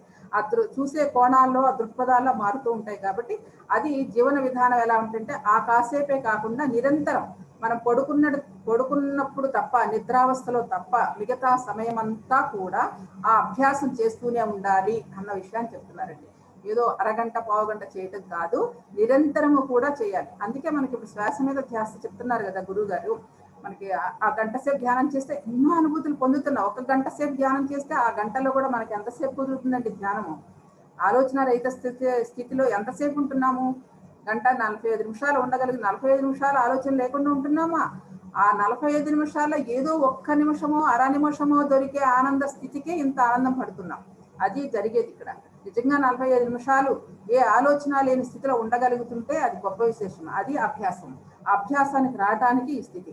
అలా 45 నిమిషాలు గంట సేపు చేయగా ఎప్పుడో ఒకానొక సమయం అనేది ఒక చక్కటి అనుభూతిని కలిగించే ఒక అద్భుతమైన అదే మన లోపలికి వెళ్ళేటప్పుడు అంతరాత్మతో అనుసంధానం. ఆ అంతరాత్మతో అనుసంధానమైనప్పుడు కలిగే అనుభూతి పొందుతున్నాం. కాబట్టి మరలా ధ్యానం మీద ఆసక్తి పెరుగుతుంది, ఆనందం చెయ్యాలని తపన పెరుగుతుంది. అది ఆ రుచి తెలియకపోతే చేయలేం. సో ఈ విధంగా అభ్యాసం చేస్తూ ఉన్నవాడు ఎలా ఉంటాడంటే, ఎప్పుడైనా ఏ స్థితిలో తన యొక్క మార్పు ఎలా గమనించాలో గమనిస్తున్నాడండి. అంటే నువ్వు చేసే విధానంలో నువ్వు ఎదుటివాడితో మాట్లాడుతున్నప్పుడు ఎలా మాట్లాడుతున్నావు, ఎదుటి వ్యక్తుల్ని ఎలా చూడగలుగుతున్నావు, ఎదుటి వ్యక్తుల యొక్క మనోభావాలను ఎలా నువ్వు అంటే మనం సహజంగా ఎలా ఉంటుంది, మనం మాట్లాడుతుంటే ఎదుటి వ్యక్తిలోని వాడు 99% మంచివాడైనా ఒక్క తప్పు ఉన్నా చాలండి, అదే మనకు కనపడదు. ఈ 99 మనకు కనపడదు. ఇది మనం చూసే దృక్పథం. సో అలా కాకుండా వాడిలో తప్పొప్పులే అంశం, వాడి గుణం, వాడు ఎలా ఉన్నాడో అలా యథాతథంగా తీసుకుంటాం. అంటే ప్రతి వాడి దగ్గర మనం ఎదుటి వాడితో మాట్లాడుతున్నప్పుడు కావచ్చు, వాడి లోపల గుణాలను చూడకుండా వాడి లోపల ఉన్న దైవత్వాన్ని చూడటం. అదేవిధంగా ఏ సంఘటన ఎందైనా, ఏ వస్తువునందైనా చూడండి, ఏ వస్తువునందైనా, ఏ సంఘటన ఎందైనా, ఏ వ్యక్తి ఎందైనా, ఏ ప్రదేశం ఎందైనా, ఎక్కడైనా సరే చూసే దృక్పథం మారుతున్నప్పుడు మనలో కాస్తంత అలజడులన్నీ తగ్గుతాయి, మనలో కాస్తంత ప్రశాంతత ఏర్పడుతుంది, మనలో ఆ చిరుగురులు, ఆ యొక్క ఆవేశాలు అవన్నీ కూడా చల్లబడుతూ ఉంటాయి, సర్దుకోబడుతూ ఉంటాయి. ఎప్పుడంటే అభ్యాసం చేస్తున్న కొద్దీ మనలో ఈ మార్పులు వస్తూ ఉంటాయి. ఒక రకమైన ప్రశాంతత వస్తుంది, ఒక రకమైన ఆనంద స్థితి వస్తూ ఉంటుంది. అది ఎక్కడ సాధన ద్వారా. సో ఇలా వస్తూ ఉన్నప్పుడు కొద్దిగా మనం ప్రవేశించామన్న విషయాన్ని తెలియజేస్తారు ఇక్కడ పతంజలి మహర్షి. యోగాభ్యాసం అంటే ఇలా అభ్యాసం చేసుకుంటూ కాసేపు చేసి వదిలేయటం కాదు, 24 గంటలు కూడా అభ్యాసంలో మనం రమిస్తూ ఉండాలి అని చెప్తారు. అదే మనకి శంకరాచార్య కూడా చెప్తారు కదా, యోగరతోవ భోగరతోవ సంగరతోవ సంగ విహీన ఎస్య బ్రహ్మణి రమతే చిత్తం నందతీయవ. అంటే ఏ స్థితిలో ఉన్న ఆ స్థితికి వెళ్ళాలంటే ఈ అభ్యాసాలు రావాలండి, అది చాలా ఫైనల్ స్టేజ్. సో ఇలా మనం మొట్టమొదటిగా మన సాధన చేయాలి. మన సాధన చేస్తున్న కొద్దీ మనలో అనేక రకాల, ధ్యానానికి ముందు మనం ఎలా ఉన్నాం, ధ్యానం తర్వాత ఎలా ఉన్నామంటే మనలో ఆ పరివర్తన రాకపోతే అనవసరం అండి ధ్యానం అనేది. ధ్యానం తర్వాత మనలో ఆలోచన రూపంలో, మనసు ఆలోచనలో కావచ్చు, శారీరక పరంగా కావచ్చు, మానసిక పరంగా కావచ్చు, బుద్ధి పరంగా కావచ్చు, ఈ 3 రకాల మార్పులు తప్పనిసరిగా వచ్చి తీరవలసిందే. అది రానప్పుడు మనకి ఎన్ని గంటలు కూర్చున్నా మనలో పరివర్తన లేనట్టే. పరివర్తన లేనప్పుడు అది అనవసరమే ఆ ధ్యానం. ఎందుకంటే శక్తిని సంపాదించుకుంటావు, కానీ ఆ శక్తి ఏమవుతుంది? కుండలో నీళ్లు బాగా ఉన్నాయండి, దానికి కుండకి చిల్లులు ఉన్నాయనుకోండి, నీళ్ళన్నీ ఎలా వృధా అయిపోతాయో అదేవిధంగా మనం ఎంత ఎనర్జీని మనం గంటలు కూర్చుని ధ్యానం చేస్తున్నా మన సరికాని ఆలోచనలు, సరికాని మాటలు, సరికాని పనుల వల్ల మన ఎనర్జీ అంతా కూడా అలాగే వేస్ట్ అవుతుంది. కాబట్టి దానిపై మనం నిఘా ఉంచి ప్రతి ఆలోచనను ఏం ఆలోచిస్తున్నాము, ఏమి మాట్లాడుతున్నాము, ఏమి చేస్తున్నాము అన్న విషయాలు అవి ఎలా ఉండాలి అంటే ఇతరులకు హాని కలిగించకుండా, నీకు ఏదైతే కష్టం అనిపిస్తుందో ఇతరులకు కూడా అదే కష్టం అనిపిస్తుంది. అప్పుడు నీకు ఏదైతే చేయకూడదు అనిపిస్తున్నావు ఇతరులకు కూడా అదే చేయకూడదు. నీకు ఎవరైతే మాట్లాడితే నీకు బాధ కలుగుతుందో అదే విషయం ఇతరులకు కూడా బాధ కలిగేటట్టు మాట్లాడకూడదు. అలాగే శారీరపరంగా నీకు ఏదైతే ఎంత ఆనందంగా ఉండాలనుకుంటే ఇతరులు కూడా అదే ఆనందంగా ఉండాలి. ఇదని నీ కల్మషాలను మనం సరి చేసుకోవాలన్నది. ఈ 3 కల్మషాలను ఎప్పుడైతే సరి చేసుకుంటావో శారీరక పరంగా, మానసిక పరంగా, వాక్కు పరంగా ఈ మూడింటిని మనం ఎప్పుడైతే సరి చేసుకుంటూ ఉంటామో ఆ సరి చేసుకోవడం ఏదేది ఎప్పుడూ ఉండాలి. ఎప్పుడు అంటే నిద్రపోయేటప్పుడు తప్ప మిగతా సమయమంతా అభ్యాసాన్ని చేస్తూ చేస్తూ చేస్తూ చేస్తూ ఉంటే అప్పుడు యోగ జీవితంలోకి అడుగు పెడతాము. ఆ యోగ జీవితంలోకి అడుగు పెడుతూ ఉంటే అప్పుడు యోగం అనేది మనకి ఐక్యమవుతుంది. ఈ అభ్యాసాన్ని నిరంతరము చేయవలసిందే. అందుకే ఒకానొక సూత్రంలో చెప్తారు, దీర్ఘకాల నైరంతర్య. కొంతమంది అడుగుతారు, ధ్యానానికి వచ్చినాక ఎంతకాలం చేయాలండి, ఎంతకాలం చేస్తే మాకు ఆ ఫలితం వస్తుందండి అని అడుగుతారండి ధ్యానానికి వచ్చిన వాడు. అసలు ఆ ప్రశ్నే రాకూడదు. ధ్యానం ఎందుకు చేయాలన్నది, ధ్యానం ఎంతకాలం చేయాలన్నది అసలు దీనికి అసలు క్వశ్చన్ మార్క్, అది ఎప్పుడు కూడా ఫుల్ స్టాప్ లేదండి. ఇది నిరంతరం మనం చచ్చేంత వరకు ఉండాల్సిందే. మనం పుట్టిన దగ్గర నుంచి మనం పోయేంత వరకు ఏముందండి, ఈ శ్వాసే ఉంది కదా. ఆ శ్వాస ఉంటేనే కదా మనం భూమి మీద ఉన్నాం. ఆ శ్వాస లేకపోతే మనం క్షణం కూడా ఉంటాం. ఒక 5 నిమిషాలు ప్రకృతి అంటుంది, నేను 5 నిమిషాల సేపు నేను ఏమీ మీకు శ్వాసనివ్వను, ఒక్కసారి మీరు ఎలా ఉంటారో చూసుకోండి అని. ఒక 5 నిమిషాలు ప్రకృతి అలా స్తంభించింది అనుకోండి, ఆ వాయువు ఇవ్వకుండా ఏమవుతాం? 5 నిమిషాలు మొత్తం శ్మశానం అవుతుంది. కాబట్టి ప్రకృతి నిరంతరము మనకి ఇస్తున్నాం. ఈ రోజున ఆక్సిజన్ ఎంత బాధపడుతున్నామండి ఈ రోజు ఈ పాండమిక్ సిచ్యుయేషన్ లో. చూడండి, ఈ ఆక్సిజన్, ఈ ప్రాణ శక్తి, ఈ శ్వాస అనేది ఎంత గొప్పదో, ఎంత అద్భుతమైనదో ఇప్పుడు మనకి ఇంకా బాగా అర్థం అవ్వాలి. కొన్ని లక్షల రూపాయలు పెడుతూ ఖర్చు పెట్టి ఆక్సిజన్ కొనుక్కుంటున్నాం. మరి ఈ రోజున మనం పుట్టిన దగ్గర నుంచి సచ్చేంత వరకు ఎంత ఆక్సిజన్ మనకి ఇస్తుంది ఆ ప్రకృతి మాత. ఆ ప్రకృతి ఎంత ఆక్సిజన్ ఇస్తుంది. ఏమిస్తున్నాం మనం? ఏమి రుణం తీర్చుకున్నాం ఆ ప్రకృతి తల్లికి? సో ఈ విధంగా మనం ఆలోచించాలి. ఆలోచన ఇది మనం అవన్నీ మారాలి, మన దృక్పథాలు మారాలి. ఇంతటి అద్భుతమైన ఆ శ్వాస ఉంటేనే మనం ఉన్నాము, ఆ శ్వాస లేకపోతే మనం లేవన్న సత్యము. ఆ శ్వాసను మనం ఏమైనా చేస్తున్నావా, మనం ఏదైనా చేస్తున్నావా, అది నిరంతరం జరుగుతూనే ఉంటుంది. మనం పీల్చుంటే పీలుస్తుంది, ఆగిపోమంటే ఆగిపోతుంది, అంటే ఆగిపోతే వెళ్ళిపోతాం, అంతే సమస్య లేదు. సో అది చూడండి, ఎక్కడ ఆ యొక్క నిరంతరమైన శ్రమ ఎలా చేస్తుందో చూడండి. ఎక్కడ ఒక క్షణం కూడా ఆకుండా సమస్త ప్రజానీకానికి ఆ శ్వాస రూపంలో ఉండి ఆ ప్రాణదేవత ఎంత అద్భుతంగా మనకు అందిస్తుంది. మరి అలాంటి ఆ ప్రాణదేవత ఆ యొక్క శ్వాసను మనం ఎంత చక్కగా అబ్జర్వ్ చేస్తుంటే అంత ఆనందంగా లోపలికి వెళ్తాం. అది పతంజలి మహర్షి ఇచ్చిన శ్వాస మీద ధ్యాసని ఇప్పుడు మనం చేస్తున్నాం చూసారండి. కొన్ని సూత్రాల తర్వాత వస్తుంది ఉచ్ఛ్వాస ప్రశ్వాసాల గురించి ఎంత అద్భుతంగా చెప్తాడు. అసలు ఇంకా ఈ మిగతా ప్రాణాయామాలు ఎన్నో చేస్తున్నాం కదండి, శ్వాస కుంభించడం, వదలటం, అలాంటి ఎన్నో క్రియలు ఉన్నాయి, చాలా ప్రాణాయామాలు ఉన్నాయి. అనులోమ వినులోమ అనే ఇవన్నీ కూడా తర్వాత మహర్షులు వచ్చిన వారు పెట్టినవే కానీ పతంజలి మహర్షివి కావు అన్నది స్పష్టంగా క్లియర్ చేశారు అక్కడ. సో ఆయన ఇచ్చింది మాత్రం ఒకటే, నిరంతరము నీ యొక్క ఉచ్ఛ్వాస నిశ్వాసాలను గమనించు. నిరంతరము నీ లోపల జరిగే ఉచ్ఛ్వాస నిశ్వాసాలను లయబద్ధంగా ఎలా జరుగుతుందో ఆ లయని, ఆ శృతిని చక్కగా గమనిస్తూ ఉంటే నీ లోపల అన్న అంతర్యామి దగ్గరికి వెళ్తావు అని చెప్తున్నారు.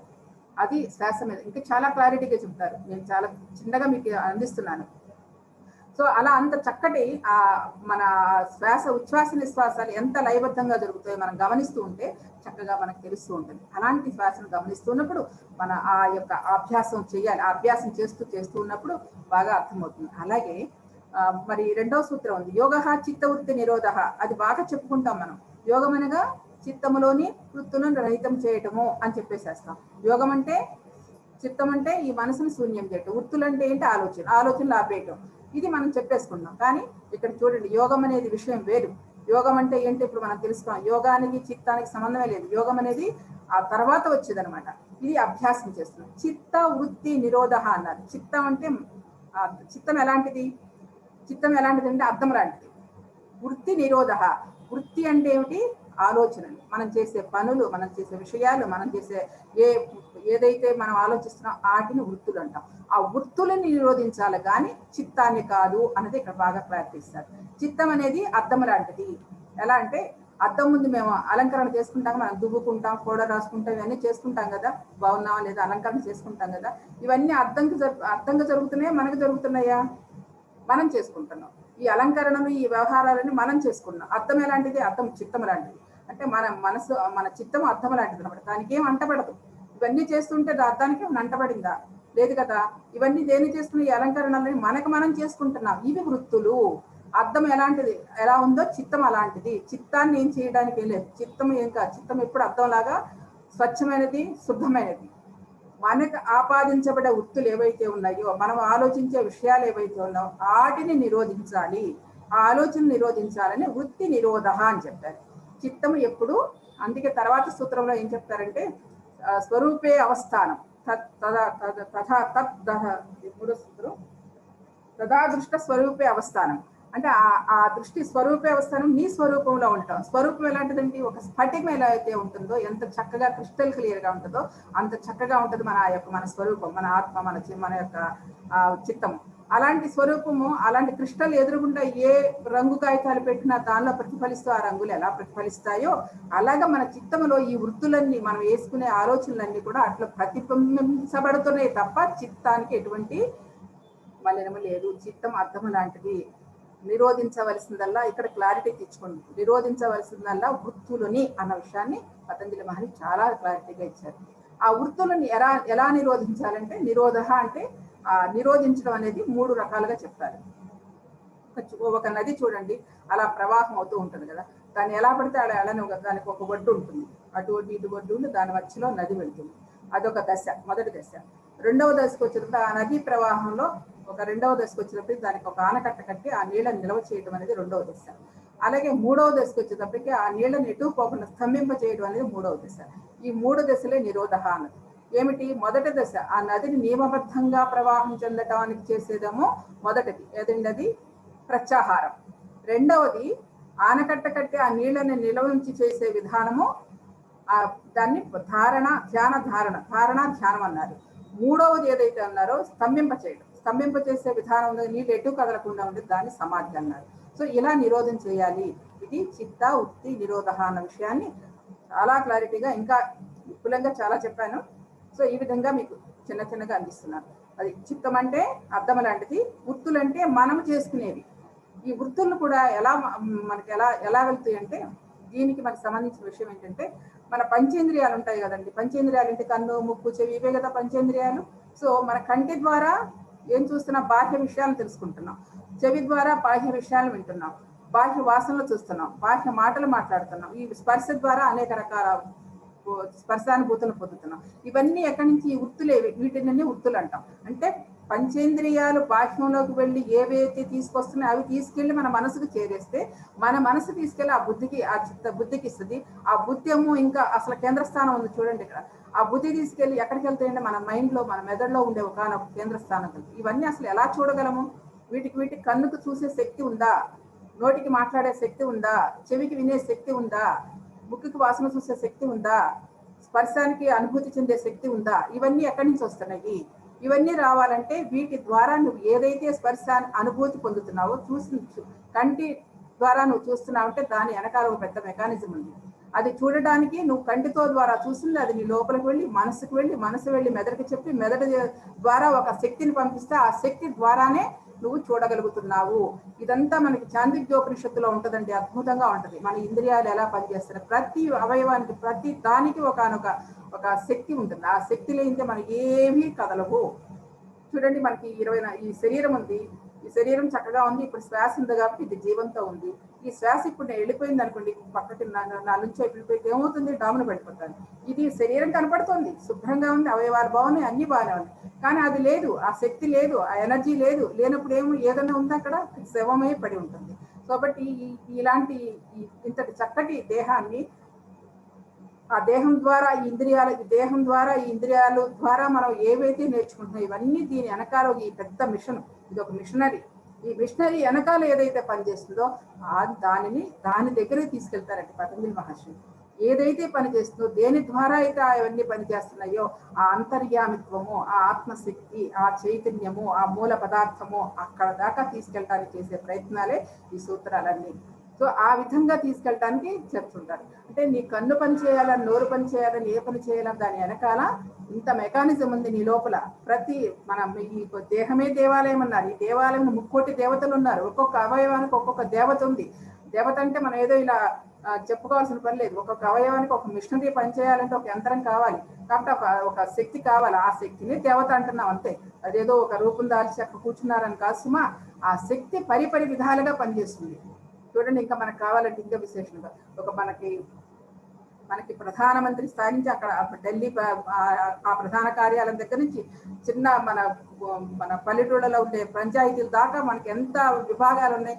సో ఆ విధంగానే ఈ శరీరం కూడా ఎన్నో విభాగాలతో ఎవరి పని వాళ్ళు చేసుకుంటూ ఉంటారు. కేంద్రం ఢిల్లీ అవుతుంది, అలాగే కేంద్రం ఇది అవుతుంది. దీని నుంచి మనకు అన్ని మెదడు నుంచి లోపల జరిగే సరఫరా అంతా కూడా ఏ శక్తి ద్వారా జరుగుతుంది అక్కడ దాకా తీసుకెళ్తారండి పతంజలి మహర్షి.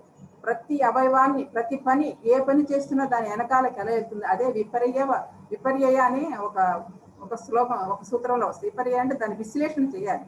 విపర్యయ వితర్క అని చెప్పంటే దాన్ని విశ్లేషణ చేసుకుంటూ వెళ్తూ ఉంటే దానిలో చెప్తారు.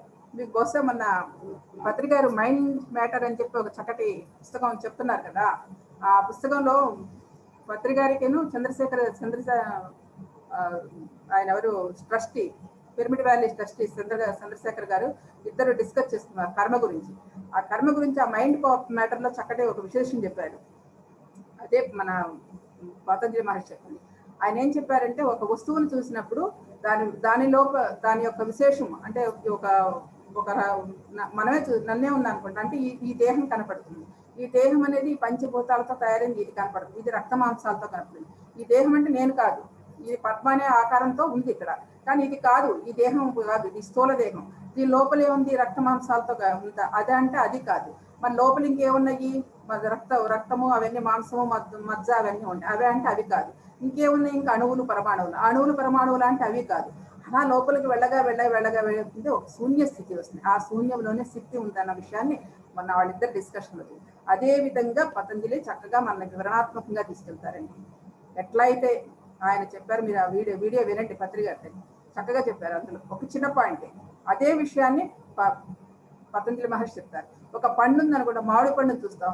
ఆ మామిడి పండు ఏం చేస్తుంది, చక్కగా చూడటానికి ఎంతో ఆకారంగా ఉంది, ఎంతో అందంగా ఉంది, చక్కగా బాగుంది చూడటానికి. ఆ చక్కగా మంచి రంగు ఉంది. దాని లోపల మంచి మెత్తటి చక్కటి గుజ్జు బాగుంది, చాలా స్వీట్ గా ఉంది, చాలా కమ్మటి వాసన వస్తుంది. ఇవన్నీ మామిడి పండ, ఇది కాదు. ఇంతటి అద్భుతమైన ఆనందాన్ని అంత పండును తయారు చేస్తుంది అణువులు పరమాణువులు. ఆ అణువులు పరమాణువులు అవి అంటే అవి కాదు. దాని వెనకాల ఉంది ఏంటంటే ఆ యొక్క చైతన్యంతోనే ఆ పండు తయారైంది, ఆ యొక్క అంతర్యామిత్వంతోనే ఆ పండు తయారైంది. చూడండి, మన నిత్య జీవితంలో ప్రతి వస్తువునందు, ప్రతి సన్నివేశమునందు, ప్రతి మనిషి యందు ఆ దృక్పథంతో చూడడం నేర్పిస్తారు పతంజలి మహర్షి. ఇది ఆయన చెప్పేది. సో ఇట్లా మన జీవన విధానంలో ఒక్కొక్క వస్తువులోనే చివరి లోపల దాకా తీసుకెళ్తూ ఉంటారు. అలా చేయ ఏమవుతుందండి, మనకి ఒక మనిషితో మాట్లాడేటప్పుడు ఎదుటి వ్యక్తి కనపడ్డే కాదు, మనకు ఆ సూత్రాలు మనకు వంటబట్టినాయి అంటే, ఆ సూత్రాలు మనకు అనుభూతి చెందామంటే మనలో ఉన్న లోపల పొరలో ఎక్కడెక్కడ ఉన్నాయో కూడా మనలోంచి బయటకు వచ్చేస్తుంది. అదే విధంగా ఎదుటి వ్యక్తిలోని కూడా చూసే దృక్పథమే మారిపోతుంది. ఇదేనండి అభ్యాసము. ఈ అభ్యాసం ఎంత బాగా చేస్తూ ఉంటే అంత బాగా మనం ఆత్మతో, అంతర్యామిత్వంతో దగ్గరికి వెళ్తాం. మొదటి పాదం అంతా కూడా అదేనండి. అంతర్యామి దగ్గర తీసుకెళ్తానికే 30 సూత్రాలు చెప్తారు. ఆ 29వ సూత్రంలో ఈశ్వర ప్రణిధానత్వ అని చెప్తారు. ఈశ్వరుడితో శరణాగతి చెందు అని చెప్తారు. ఆ ఈశ్వరుడు అంటే ఆ శరణాగతి చెందడం అంటే సమర్పించుకోవడం. ఎలాగా, సర్వం తానే అని చెప్పేసి సమర్పించుకోవడం. అంటే ఇప్పుడంతా దీనికి బేస్ మన ధ్యానమేనండి. ధ్యానం లేకుండా కాదు, ధ్యానం ద్వారానే మనం ఈ విశేషాలను తెలుసుకుంటూ మన లోపల మార్పులు ఇవన్నీ రావాలి. ధ్యానం ఉంటేనే జరుగుతుంది. ధ్యానమే అది, శ్వాస మీద ధ్యాసే. అది మొదటి సూత్రాల్లో చెప్పరు, తర్వాత రెండవ దానిలో, మూడవ దానిలో గురించి చెప్తారు. ఇక్కడ కూడా ఇచ్చారు ధ్యానం అనేది. మొదటి సూత్రంలో కూడా కొంచెం పరిచయం చేస్తారు. అసలు సమాధి స్థితి గురించి మొదటి పాదంలో రాదు. సమాధి అంటే అవన్నీ అభ్యాసంలో సమాధి ఎలా అవుతుంది, 2, 3 దానికి వచ్చేటప్పుడు సమాధి రాదు. అంటే ఇక్కడ జస్ట్ పరిచయం చేస్తున్నారు. అలాగా ఇప్పుడు ఇప్పుడు నేను ఎలాగో చిన్న చిన్నగా మీకు ఎలా పరిచయం చేస్తున్నా అలాగే ఆయన పరిచయం చేసుకుంటూ తీసుకెళ్తారు. సో ఈ విధంగా పతంజలి యోగ సూత్రాలు రెండవది యోగ చిత్తవృత్తి నిరోధ అన్నారు, స్వరూప అవస్థానం అన్నారు మూడవది. మరి అలాగే స్వరూప అవస్థానం అంటే మన స్వస్వరూపంలో ఉండటం. అలాగే స్వరూప అవస్థానం ఇతరత్ర అంటే అనేక రకాల విషయాలు ఉంటాయి కదా, ఆ విషయాలన్నీ లేకుండా ఆ స్వరూపంలో ఉండటానికి మళ్ళా చెప్తారు. ప్రమాణ విపర్యే వికల్ప నిద్రా స్మృతి అని చెప్పేసి ఒక 5 సూత్రాలు ఇస్తారండి. ఆ సూత్రాలను మనం అనుసంధానం చేసుకుంటూ ఒక్కొక్కటి విశ్లేషించుకుంటూ మనం వెళ్ళాలన్నమాట. అట్లా టైం అయిపోయినట్టు. సో ఈ విధంగా మనకి మన ఆ యొక్క సూత్రాలను ఆ ప్రమాణం అంటే మనకు ప్రతిసారి చెప్పారు, ప్రత్యక్ష ప్రమాణము అనుమాన ప్రమాణము ఎలాంటివి ఉంది కదండి, వాటినే ఇంకొంచెం విశ్లేషణగా చెప్తారు. ప్రత్యక్ష ప్రమాణం అంటే ఏంటి? ప్రత్యక్ష అంటే మీరు ఎదురుకొండారు, నేను ఎదురుకొండాను, మిమ్మల్ని నేను చూస్తున్నాను, ఇది అక్షి అంటే కన్ను చూస్తున్నాం కాబట్టి ఇది ప్రత్యక్ష ప్రమాణము. అలాగే అనుమాన ప్రమాణము, అనుమాన ప్రమాణానికి ఎక్కడైతే నొప్పి ఉందో అది పొగ వస్తుందంటే అక్కడ నొప్పి ఉందని గ్యారంటీయే కదా, సో అది అనుమాన ప్రమాణము.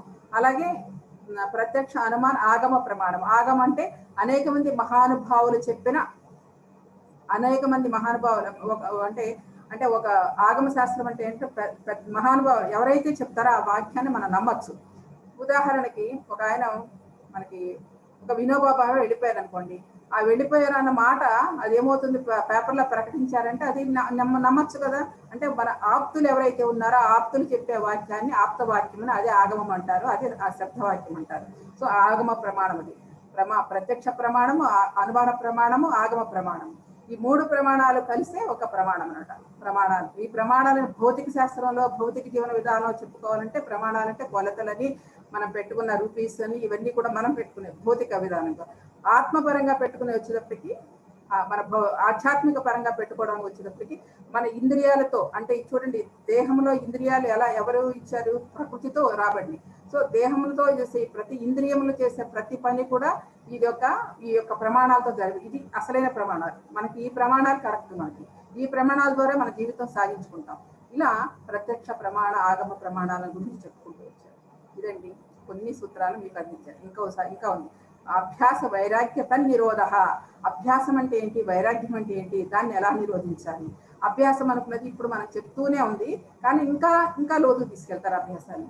అలాగే వైరాగ్యం అంటే ఏమనుకుంటా, అన్ని వదిలేసేయటం అనుకుంటాం కదా. వైరాగ్యం అంటే అన్ని వదిలేయటం కాదు, వదిలేటువంటి వ్యామోహం లేకుండా ఉండటం ఒక మోస్తరు సరిపోద్ది. కానీ వైరాగ్యం అంటే ఏంటంటే సింపుల్ గా ఒకటి చెప్తాను. మనకి నిత్య జీవన విధానంలోనే ఒక 5 నిమిషాలు బస్సు లేట్ అయింది అనుకోండి, అప్పుడు ఎలా ఉంటుంది, ఇంకా రాలేదు మనకి టెన్షన్ ఎలా ఉంటుంది.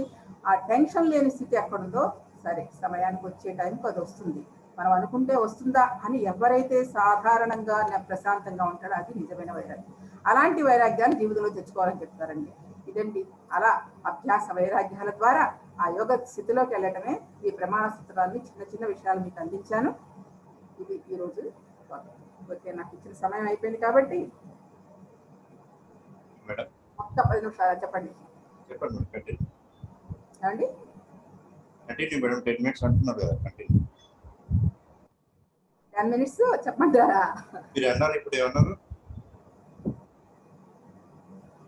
అయిపోయిందా మేడం? పర్లేదు, ఒక 10 నిమిషాలు ధ్యానం చేద్దానండి. 10 నిమిషాలు. ఇది అనంతం వెళ్తూ ఉంటుంది, అయ్యేది కాదు ఇది. ఓకే, సో కాబట్టి ఇది మన అది చూడండి. కావాలంటే మనకి వీడియోస్ మన ఛానల్ ఓపెన్ చేస్తే వస్తాయి, రావాలంటే మీకు పంపిస్తాను నేను లింక్, ఎప్పుడైనా లింక్ పంపిస్తాను కావాలంటే. సో ఇది పత్రికారు కూడా నాకు బ్లెస్ ఇచ్చారు, ఎందుకంటే నేను చేయాలన్న ప్రాజెక్ట్ మీరు చేస్తున్నారు మేడం అని. దానిలో చదువుకుంటూ దాంట్లో మనకి అనేక మంది మహర్షులు ఇచ్చిన పుస్తకాలు శోధించి దానిలో మనకు కావలసిన అతి తేలికైన పదాలతోటి, సహజంగా ఉండే మన పదాలతోటి నేను ప్రిపేర్ చేసుకుని చెప్తున్నాను అన్నమాట. సో ఇదండి. ఓకే మాస్టర్స్, మరి ఇంత చక్కగా మనం పతంజలి మహర్షి గురించి చెప్పుకున్నాం కదా, ఒక 10 నిమిషాలు ధ్యానం చేసి మనం క్లోజ్ చేసుకుందాం. Okay, 10 minutes. ఏదైనా ధ్యానంతోనే మొదలవుతుంది, ఏదైనా ధ్యానంతోనే ముగుస్తుంది కదా మన యొక్క సాంప్రదాయం. సో ఆ విధంగా జస్ట్ రిలాక్స్గా హాయిగా కూర్చుందాం. మిత్రులారా, ప్రశాంతంగా కళ్ళు మూసుకుని మనలో జరిగే ఉచ్ఛ్వాస నిశ్వాసాన్ని గమనిస్తూ ఉన్నాం. ధ్యానం అనగా శ్వాసపై ధ్యాసని, ఆ శ్వాసను ఎంత ఎరుకుతో మనం గమనిస్తున్నాం ఇక్కడ కూడా గమనించవలసిన విషయము. అదే పతంజలి మహర్షి చెప్పింది. ఎంత చక్కగా మనం ఏ ప్రయత్నం లేకుండా ఎంత సహజంగా ఉంటే అంత సరళంగా మనం గమనిస్తూ ఉండాలి. చక్కగా శృతిబద్ధంగా లయబద్ధంగా శ్వాస నడుస్తూ ఉంటుంది. మొట్టమొదట్లో కొంచెం స్పీడ్ అనిపించినా మన గమనింపు నెమ్మదిగా చేస్తూ ఉంటే అది ఒక రెండు ఒక మధ్యలో ఒక శృతి ఎలా అయితే రెండు కలిస్తే అందమైన సంగీతం వినిపిస్తుందో అదేవిధంగా ఈ ఉచ్ఛ్వాస నిశ్వాసాలను మనం చక్కగా శృతి చేసుకుంటూ ఆ లయని గమనిస్తే మనం ఆ లయలో మనం గమనిస్తూ ఉంటే ఒకనొక నిశ్శబ్ద స్థితి వస్తుంది. ఆ నిశ్శబ్దములో మనం చక్కటి ఆ శూన్య స్థితిని మనం అనుభవించవచ్చు. ఎరుకుతో గమనించాలి ప్రతి ఒక్క శ్వాసని. ఇది ధ్యానము చేసినప్పుడు మాత్రమే కాదు, మన జీవితంలో 24 గంటలు మనం మెలకు ఉన్నంతసేపు కూడా ఆ శృతి లయలను గమనిస్తూ ఉంటే ఎంతో అద్భుతంగా మన లోపలికి తీసుకెళ్తుంది. ఆ యొక్క శక్తి, ఆ శ్వాస మన అంతర్వాణితో, మన అంతరాత్మతో, మన అంతర్యామితో అనుసంధానం చేస్తుంది. ఆ శ్వాస ప్రక్రియ అతి సహజమైనది, అతి సరళమైనది, అతి ప్రశాంతమైనది రాజయోగ మార్గం. ఇదే పతంజలి మహర్షి రచించిన అష్టాంగ రాజయోగ మార్గం. యమ నియమ ఆసన ప్రాణాయామ ప్రత్యాహార ధారణ ధ్యాన సమాధిని చెప్తున్నారు కదా. ఆ ప్రత్యాహారము ప్రాణాయామము ఇప్పుడు జరుగుతున్న ఆ ప్రాణాయామమే శ్వాస, ఉచ్ఛ్వాస నిశ్వాసాలు. ఆ ఉచ్ఛ్వాస నిశ్వాసాల గమనింపే శ్వాస. దానిలోనే ప్రాణశక్తి ఉంది, దానిలోనే శ్వాస శక్తి ఉంది, దానిలోనే అద్భుతమైన విషయాలన్నీ ఉన్నాయి. మిత్రులారా, ఎంత ఎరుకుతో ఒక్కొక్క శ్వాసని మనం లయబద్ధంగా గమనిస్తుంటే అంతగా మనం కేవలం శ్వాస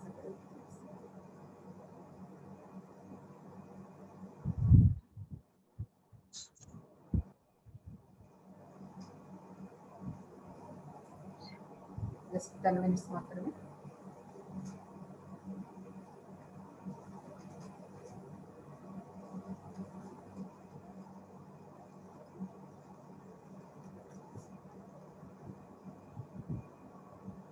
మరి చక్కగా మనకి ఆ పతంజలి మహర్షి రచించిన నటరాజ స్తోత్రాన్ని చక్కగా వినిపిస్తాను.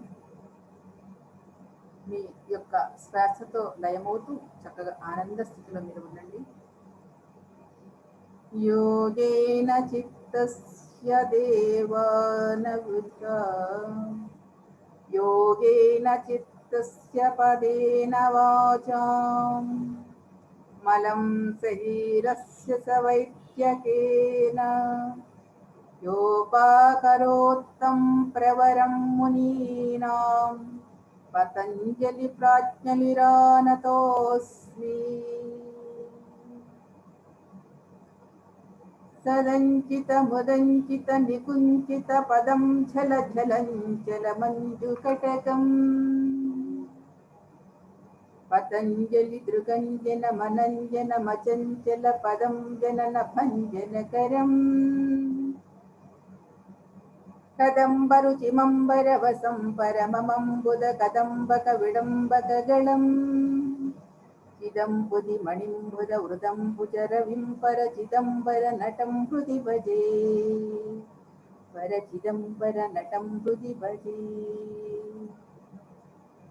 సదంచిత ముదంచిత నికుంచిత పదం ఛల ఛలంచల మంజుకటకం, పతంజలి దృగంజన మనంజన మచంచల పదం జనక భంజనకరం, కదంబరుచిమంబరవసం పరమమంబుద కదంబక విడంబకగళం, చిదంబుది మణింబుద హృదంబుజర వింపర చిదంబర నటం హృది భజే, పర చిదంబర నటం హృది భజే.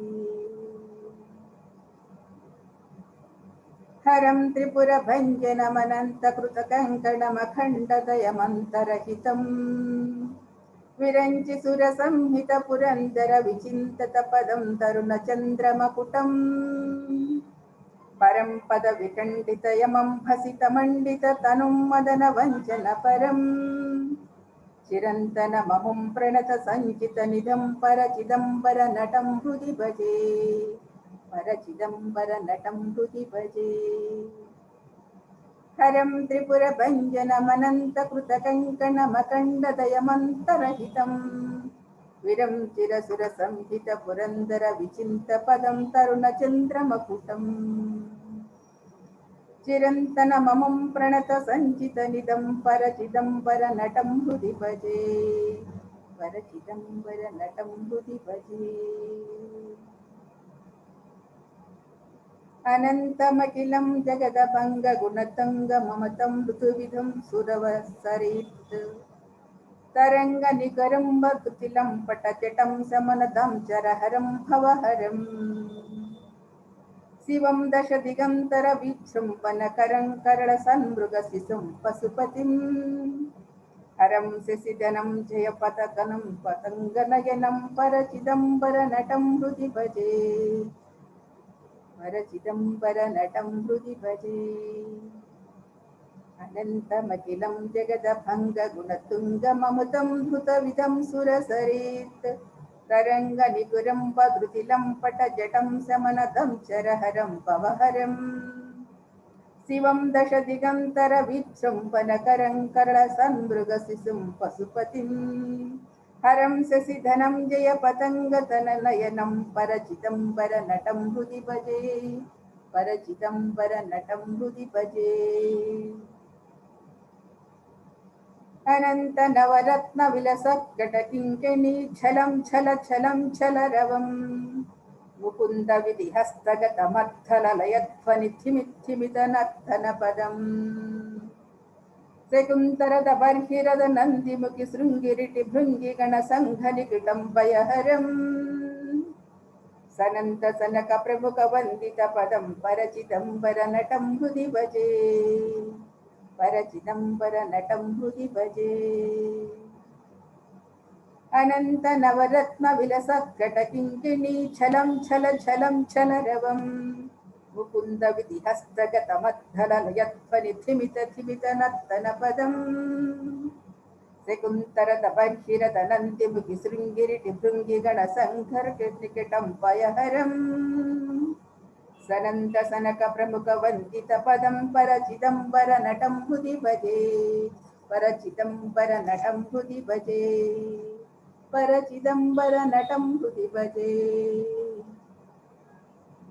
अनन्तमहिमं त्रिदशवञ्जचरणं मुनिहृदं तरवसन्तममुलम् कबन्धवीदिन् भवनिगन्धवह्निवैष्णिमुखबन्धुरविमञ्जुवपुषम् अनन्तविभवं त्रिजगदन्तरमणिं त्रिनयनं त्रिपुरकण्ठनपरम् सनन्तमुनिवन्दितपदं सकरुणं परचिदम्बरनटं हृदि भजे परचिदम्बरनटं हृदि भजे परचिदम्बरनटं हृदि भजे अनन्तमहिमं त्रिदशवञ्जचरणं मुनिहृदन्तरवसन्तममलम् कबन्धव्यजिन्भवनिगन्धवहिवहिनिमुखकुम्भन्धुरविमञ्जुवपुषम् अनन्तविभवं प्रजगनन्तरमणिं त्रिनयनं त्रिपुरकण्डनपरम् सनन्तमुनिवन्दितपदं सकरुणं परचिदम्बरनटं हृदि भजे परचिदम्बरनटं हृदि भजे परचिदम्बरनटं हृदि भजे अचिन्त्यमणिवृन्दैरुचिबन्धरगलं स्फुरितकुन्दनिगुरं भधवलं मुकुन्दसुरवृन्दबलहन्त्रकृतवन्दनलसन्तमयकुण्डलधरम् अकम्पमनुकम्पितरतं सुजनमङ्गलनिजं गजहरं पशुपतिं धनञ्जयनुतं प्रणतरञ्जनपरं परचिदम्बरनटं हृदि भजे परचिदम्बरनटं हृदि भजे परचिदम्बरनटं हृदि भजे अचिन्त्यमणिवृन्दरुचिबन्धुरगलं स्फुरितकुन्दनिकुरं भधवलं मुकुन्दसुरवृन्दबलहन्त्रकृतवन्दनलसन्तमहिकुण्डलधरम् अकम्पमनुकम्पितरतिं सुजनमङ्गलनिधिं गजहरं पशुपतिं धनुञ्जयनुतं प्रणतरञ्जनपरं परचिदम्बरनटं हृदि भजे परचिदम्बरनटं हृदि भजे परचिदम्बरनटं हृदि भजे పరం సురవరం పురహరం పశుపతిం జనితతంతిముఖషణ్ముఖమముం దృఢం కనక పింగళ జటం సనక పంకజరవం సుమనసం హిమరుచిం అసంగమనసం జలది జన్మగరణం కవలయంతమతులం గుణనిధిం సనందవరదం సిమితమందు వదనం పరచిదంబర నటం హృది భజే పరచిదంబర నటం హృది భజే పరచిదంబర నటం హృది భజే పరం సురవరం పురహరం పశుపతిం జరితదంతిముఖ షణ్ముఖమముం దృఢం కనక పింగళ జటం సనక పంకజరవిం సుమనసం హిమరుచిం అసంగ మనసం జలది జన్మకరణం కవలయంతం మతులం గుణనిధిం సనంద వరదం సమితముందు వదనం పరచిదంబర నటం హృది భజే పరచిదంబర నటం హృది భజే పరచిదంబర నటం హృది భజే అజం క్షితిరథం భుజంగ పుంగవ గుణం కనక శృంగి ధనుషం కరలసత్ కురంగ పృదటంక పరసం రుచిర కుంకుమ రుచిం ధమర కుంచ దదతం ముకుంద విషకం నవనద వంత్య ఫలదం నిగమ వృంద తురగం నిరుపమం సచండిక మమం ఝటిత సంహృత పురం పరచిదంబర నటం హృది భజే పరచిదంబర నటం హృది భజే అజం క్షితిరథం భుజగ పుంగవ గుణం కనక శృంగి ధనుషం కరలసత్ కురంగ పృదటంక పరుసం రుచిర కుంకుమ రుచిం ఢమరుకంచ దదతం ముకుంద విషకం నమద వంచ ఫలదం నిగమ వృంద తురగం నిరుపమం సచండిక మమం ఝటిత సంహృత పురం పరచిదంబర నటం హృది అనంగ పరిపందనమజం క్షితి ధురంతరమలం కరుణయంతమఖిలం జ్వలంతమనలం ధజతమంత కరిపుం సతతమింద్ర సురవందిత పదం ఉదంచదరవింద కులబంధు శతబింబ రుచి సంహిత సుగంధి వపుషం పతంజలి నుతం ప్రణవ పంజర సుఖం పరచిదంబర నటం హృది భజే పరచిదంబర నటం హృది భజే పరచిదంబర నటం హృది భజే అనంగ పరిబంధనమజం క్షితి ధురంతరమలం కరుణయంతమఖిలం జ్వలంతమనలం దదతమంత కరిపుం సతతమింద్ర సురవందిత పరం ఉదంచదరవింద కులబంధు శతబింబ రుచి సంహిత సుగంధి వపుషం పతంజలి నుతం ప్రణవ పంజర సుఖం పరచిదంబర నటం హృది భజే పతంజలి నుతం ప్రణవ పంజర సుఖం పరచిదంబర నటం హృది భజే పతంజలి నుతం ప్రణవ పంజర సుఖం పరచిదంబర నటం హృది భజే పరచిదంబర నటం హృది భజే పరచిదంబర నటం హృది భజే పరచిదంబర నటం హృది భజే ఆఖరి నిమిషం లాస్ట్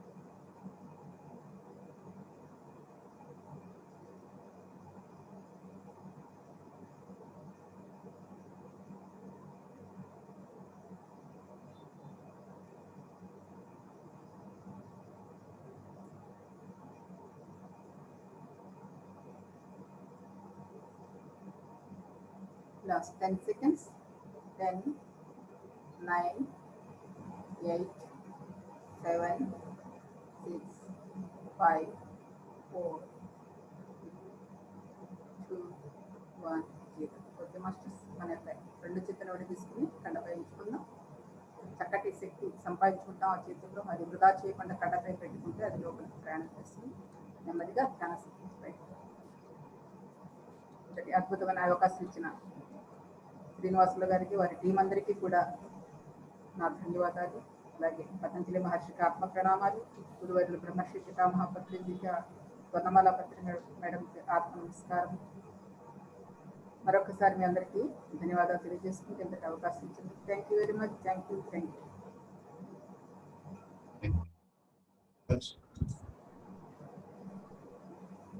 మీరు రావడం మాకు భాగ్యమే madam.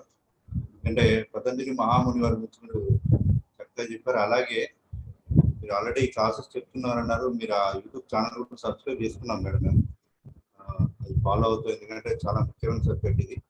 Thank you madam. Friends, madam చెప్పిన సబ్జెక్ట్ పైన మీ సెల్ఫ్ అన్మ్యూట్ చేసుకొని మాట్లాడచ్చు. అన్మ్యూట్ చేసుకొని మాట్లాడండి ఫ్రెండ్స్.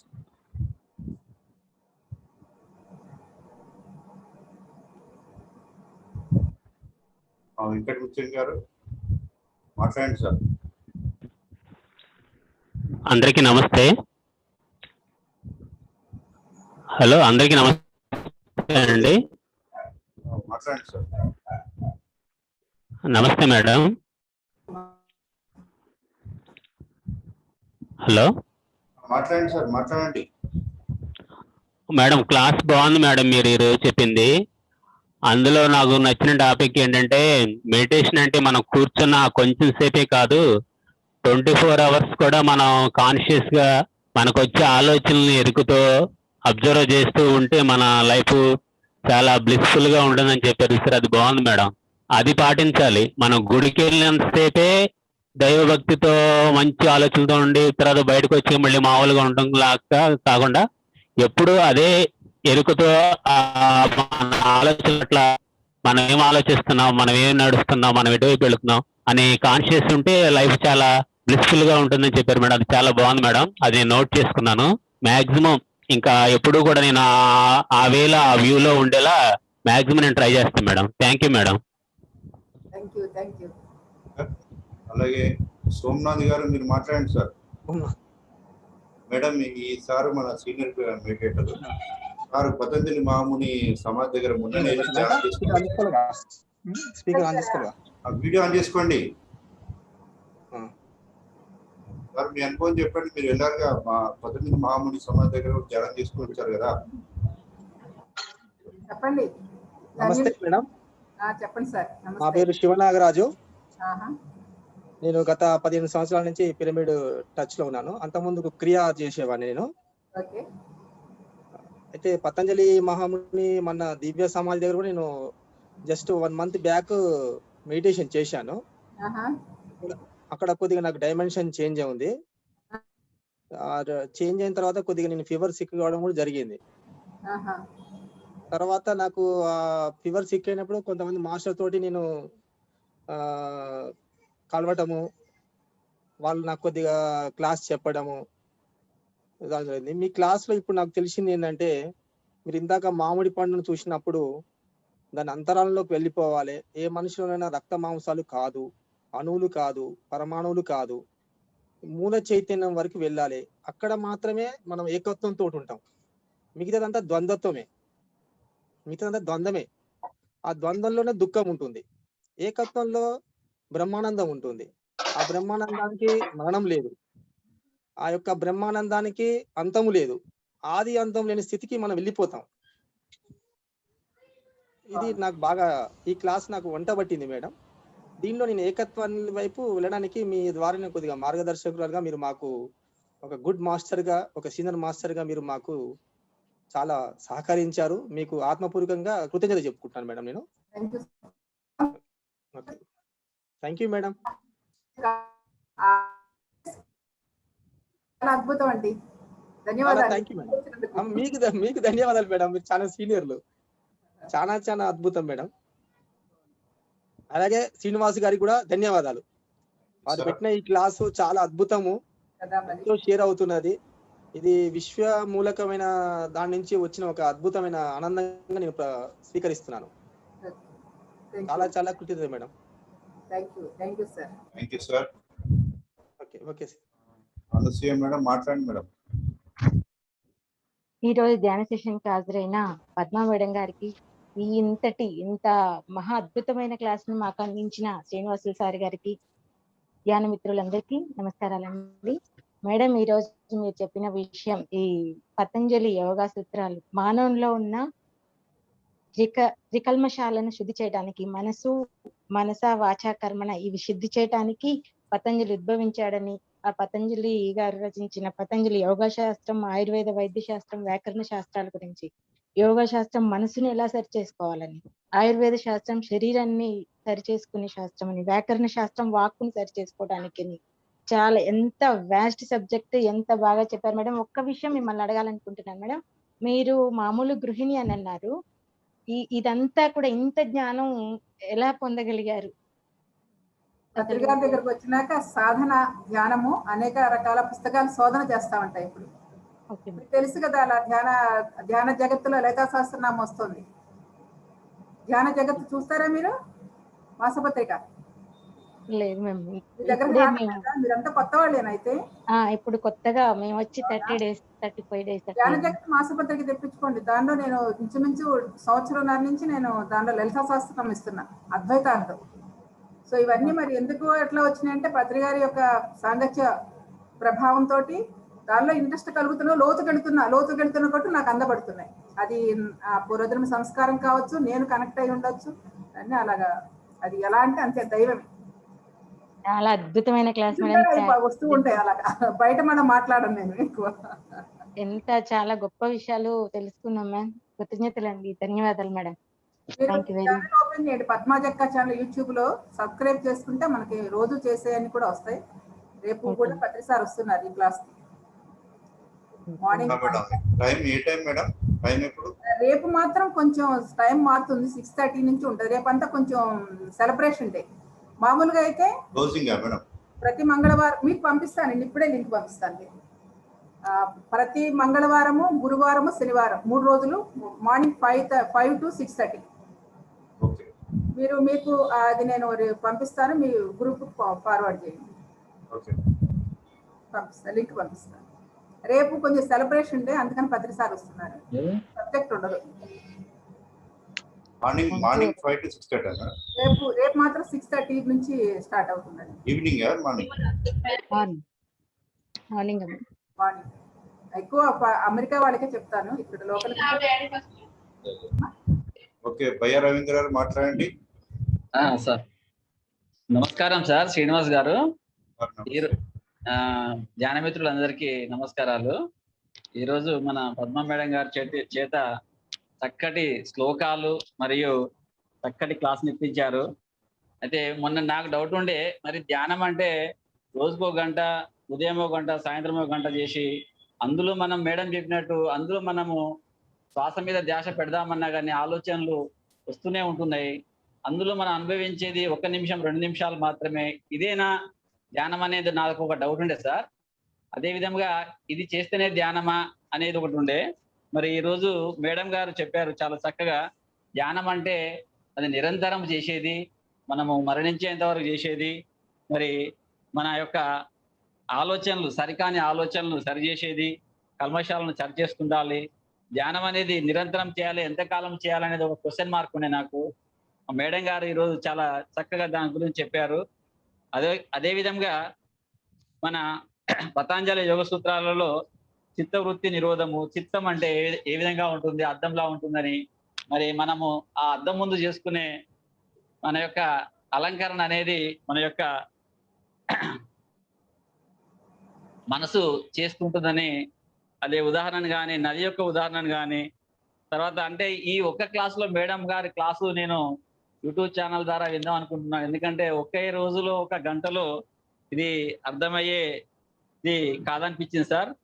అదేవిధంగా చక్కటి ఉదాహరణలతోటి మన ఇంద్రియాల గురించి కూడా, మన ఇంద్రియాలు అనేవి ఏ విధంగా పనిచేస్తాయి, మరి వాటి వెనుక ఎలాంటి అతీంద్రియ శక్తి ఉన్నదనే విషయాన్ని కూడా మరి మేడం గారు చక్కగా చెప్పారు.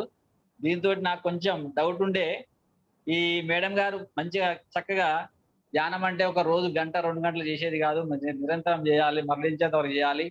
మనలో మార్పును తీసుకురావాలి, మన యొక్క మార్పును మనమే గమనించాలి. అప్పుడే మనం ధ్యానం చేసినట్టు అనేది నాకు చాలా నచ్చింది సార్. ఓకే, ధన్యవాదాలు సార్. మంచిది sir. Okay, thank you sir. అలాగే మేడంది నేను ఇప్పుడే సబ్స్క్రైబ్ చేసుకున్నాను. యూట్యూబ్ లో కొట్టండి, జక్కా పద్మ మేడం కొట్టండి, వస్తుంది ఛానల్. ఏ టైంలో సార్? యూట్యూబ్ లో జక్కా పద్మ ఛానల్ అని కొట్టండి, వస్తుంది. Live sir? లేదు, యూట్యూబ్ అంటే ఎప్పుడు రికార్డ్ అయి ఉంటాయి, మనం ఎప్పుడు కావాలంటే అప్పుడు చూసుకోవచ్చు. Okay sir. అయితే ఇది చాలా ముఖ్యమైన సబ్జెక్ట్ సార్. ఇది ఒకటికి 2 సార్లు అయినా వింటూ అయినా అర్థం చేసుకోవాలి. అవును సార్. రైట్ సార్, మీరు అన్నది కరెక్ట్. 1కి 4 సార్లు వినాల్సిందే ఇది. అవును మేడం. వెంకటేష్ గారు మాట్లాడండి సార్. నమస్కారం సీన్ సార్. ఈ కార్యక్రమాన్ని నిర్వహిస్తున్న శ్రీనివాస్ సార్ గారికి, అదే మీరు అడ్మిట్ చేసుకోండి. నేటి మా మాస్టర్ విచ్చేసిన మేడం గారు పద్మ మేడం విజయవాడ గారికి, అదేవిధంగా ధ్యాన మిత్రులందరికీ నా యొక్క నమస్కారం సార్. ఈరోజు నిజంగా చాలా మంచి విషయాలు మేడం గారు చెప్పడం జరిగింది. మామూలుగా మనము పుస్తకాలలో కానీ అక్కడక్కడ పతంజలి గారి గురించి వింటుంటాం, కానీ నిజంగా వారి యొక్క జీవిత చరిత్రను ఏ విధంగా అనేది చాలా చక్కగా వివరించారు. మేడం గారికి ధన్యవాదాలు.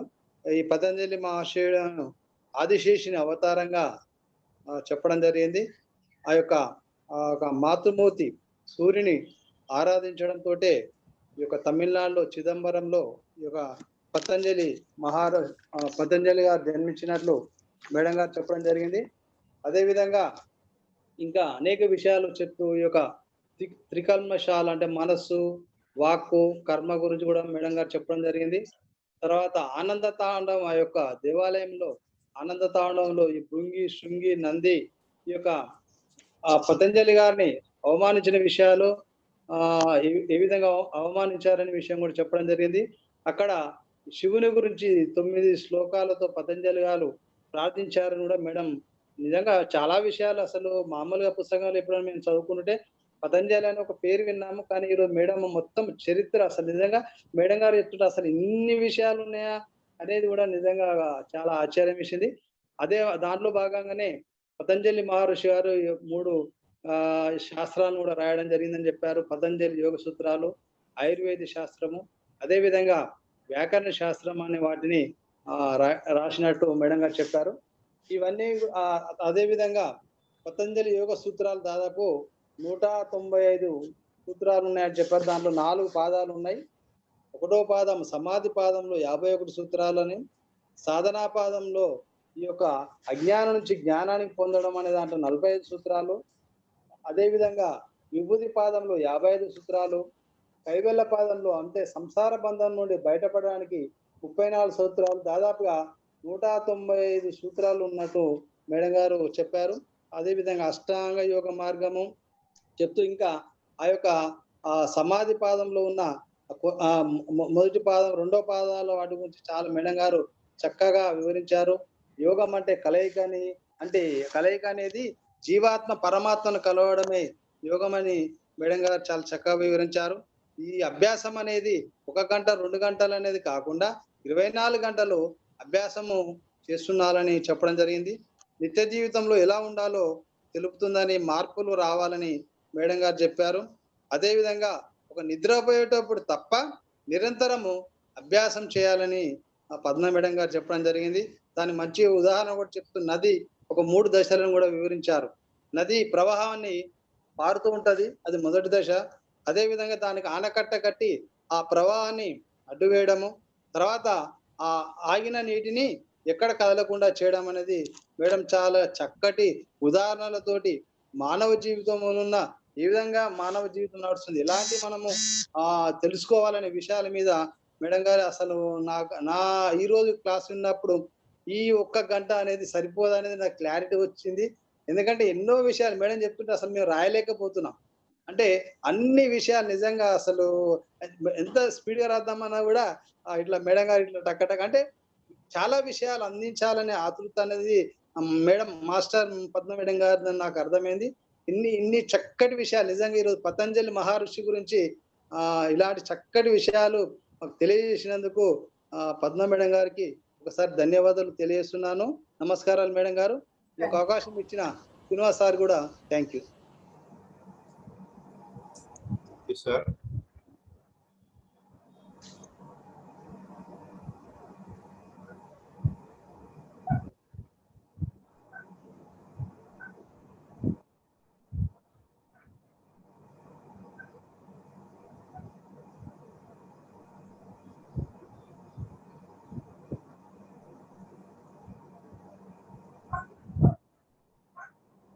Hello, thank you Venkatesh sir, వినబడుతుందా?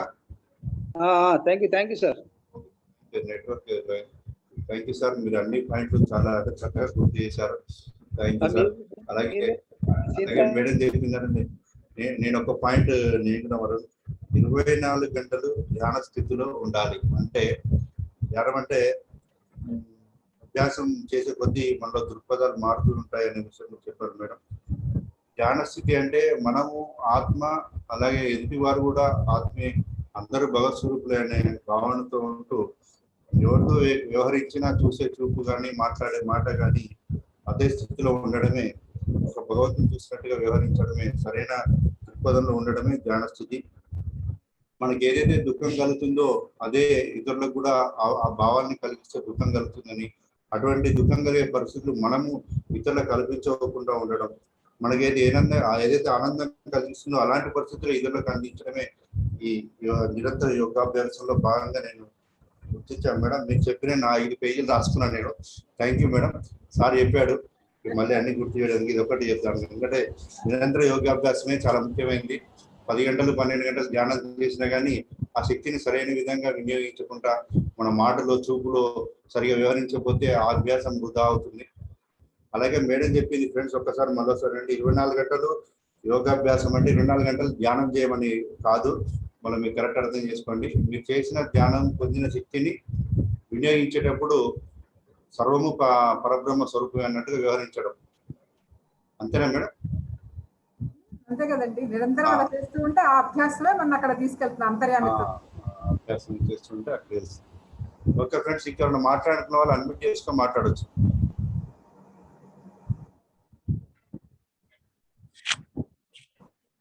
శోభా మేడం మాట్లాడండి.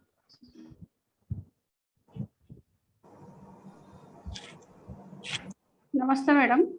అమ్మా. అలాగే శ్రీనివాసులు సార్, నమస్తే సార్. Thank you. సక్సెస్ఫుల్గా ప్రోగ్రామ్ రన్ చేస్తున్నారు సార్. దాదాపుగా చివరి దశకు వస్తుంది ప్రోగ్రాము. నెక్స్ట్ అలాగే మేడం గారు ఈరోజు మీ పతంజలి యోగా చెప్తున్నారని ఆఫీస్ నుంచి చాలా తొందరగా వచ్చి ఓపెన్ చేసాం మేడం, యూట్యూబ్ అదే వాట్సాప్. దీంట్లో నాకు ఇష్టమైన సబ్జెక్ట్, ఇష్టమైన సబ్జెక్ట్ మేడం ఇది. యాక్చువల్గా నేను ప్రతి మహర్షి గురించి అంటే నాకు అందుబాటులో ఉన్న ప్రతి మహర్షి గురించి కూడా బుక్కులు చదువుతూ వస్తూ ఉన్నాను. మహాయోగి కానీ, రమణ మహర్షి కానీ, బాబాజీ కానీ, అలాగే దాంట్లో ఈ పతంజలి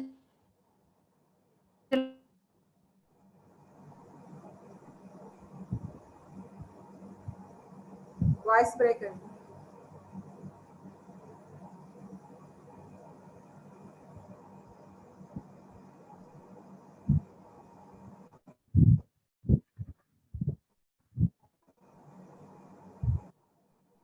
వాయిస్ బ్రేక్ అవుతుంది, చూడండి ఒకసారి.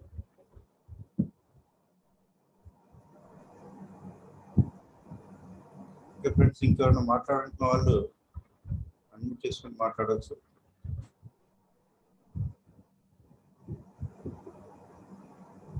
మేడం ఉన్నారా? శోభా మేడం వాయిస్ ఆగిపోయింది.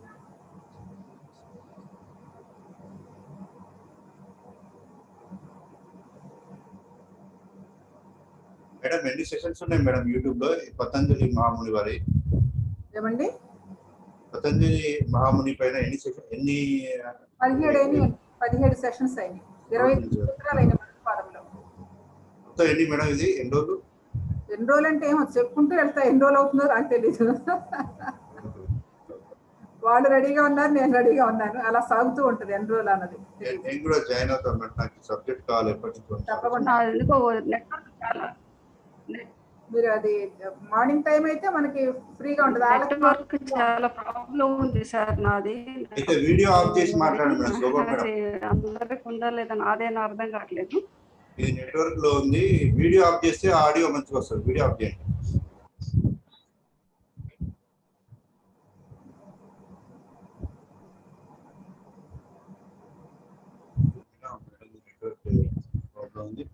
ఫ్రెండ్స్ ఇంకెవరైనా మాట్లాడే వాళ్ళు అడ్మిట్ చేసి మాట్లాడుకోవచ్చు. అరవింద్ రెడ్డి గారు మాట్లాడతారా?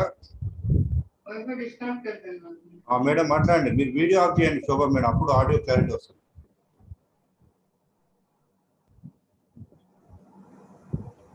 ఓకేనా సార్, ఇప్పుడు వినిపిస్తుంది సార్?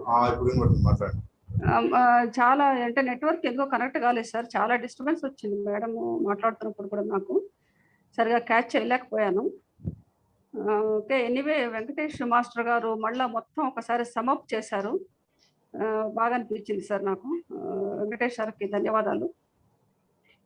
అలాగే మేడం, థ్యాంక్ యూ. మళ్ళీ ఒకసారి నేను పతంజలి యోగ సూత్రాలని కొంచెం మరి మీరు చెప్పిన తర్వాత ఇంకొకసారి చదవాలనిపిస్తుంది. తప్పకుండా చదువుతాను madam. Thank you. Madam YouTube ఛానల్లో ఇవి 17 days సెషన్స్ ఉన్నాయి మేడం, మీకు వీలైతే చూడండి, ఇంకా క్లారిటీ వస్తుంది. తప్పకుండా సార్, నేను ఆల్రెడీ బుక్ చదివి ఉన్నాను కాబట్టి ఇంట్రెస్ట్ ఎక్కువ పెరిగింది. ఇంకొంచెం యోగ సూత్రాల మీద ఇంకొంచెం క్లారిటీ తోటి మళ్ళీ ఒకసారి చదువుతాను సార్. అలాగే ఎక్కడికి టెంపుల్స్కి వెళ్ళినా కానీ ఆ పతంజలి మహర్షి రూపము హాఫ్ ఏమో సర్ప రూపంలో ఉంటుంది, హాఫ్ ఏమో ముని రూపంలో ఉంటుంది. అట్లా చూసినప్పుడల్లా మహానుభావుని ఇంకోసారి గుర్తు చేసుకుంటుంటాం కూడా. అంతకుముందు తెలియలేదు సార్, ఈ బుక్ చదివిన తర్వాత ఓహో ఇలా ఉంటారా, ఈ శిల్పం ఉంటే ఈయన పతంజలినా అని అప్పుడే అవగాహన కలిగింది మాకు కూడా. Thank you. మాట్లాడే వాళ్ళు అన్ని చేసుకోండి ఫ్రెండ్స్.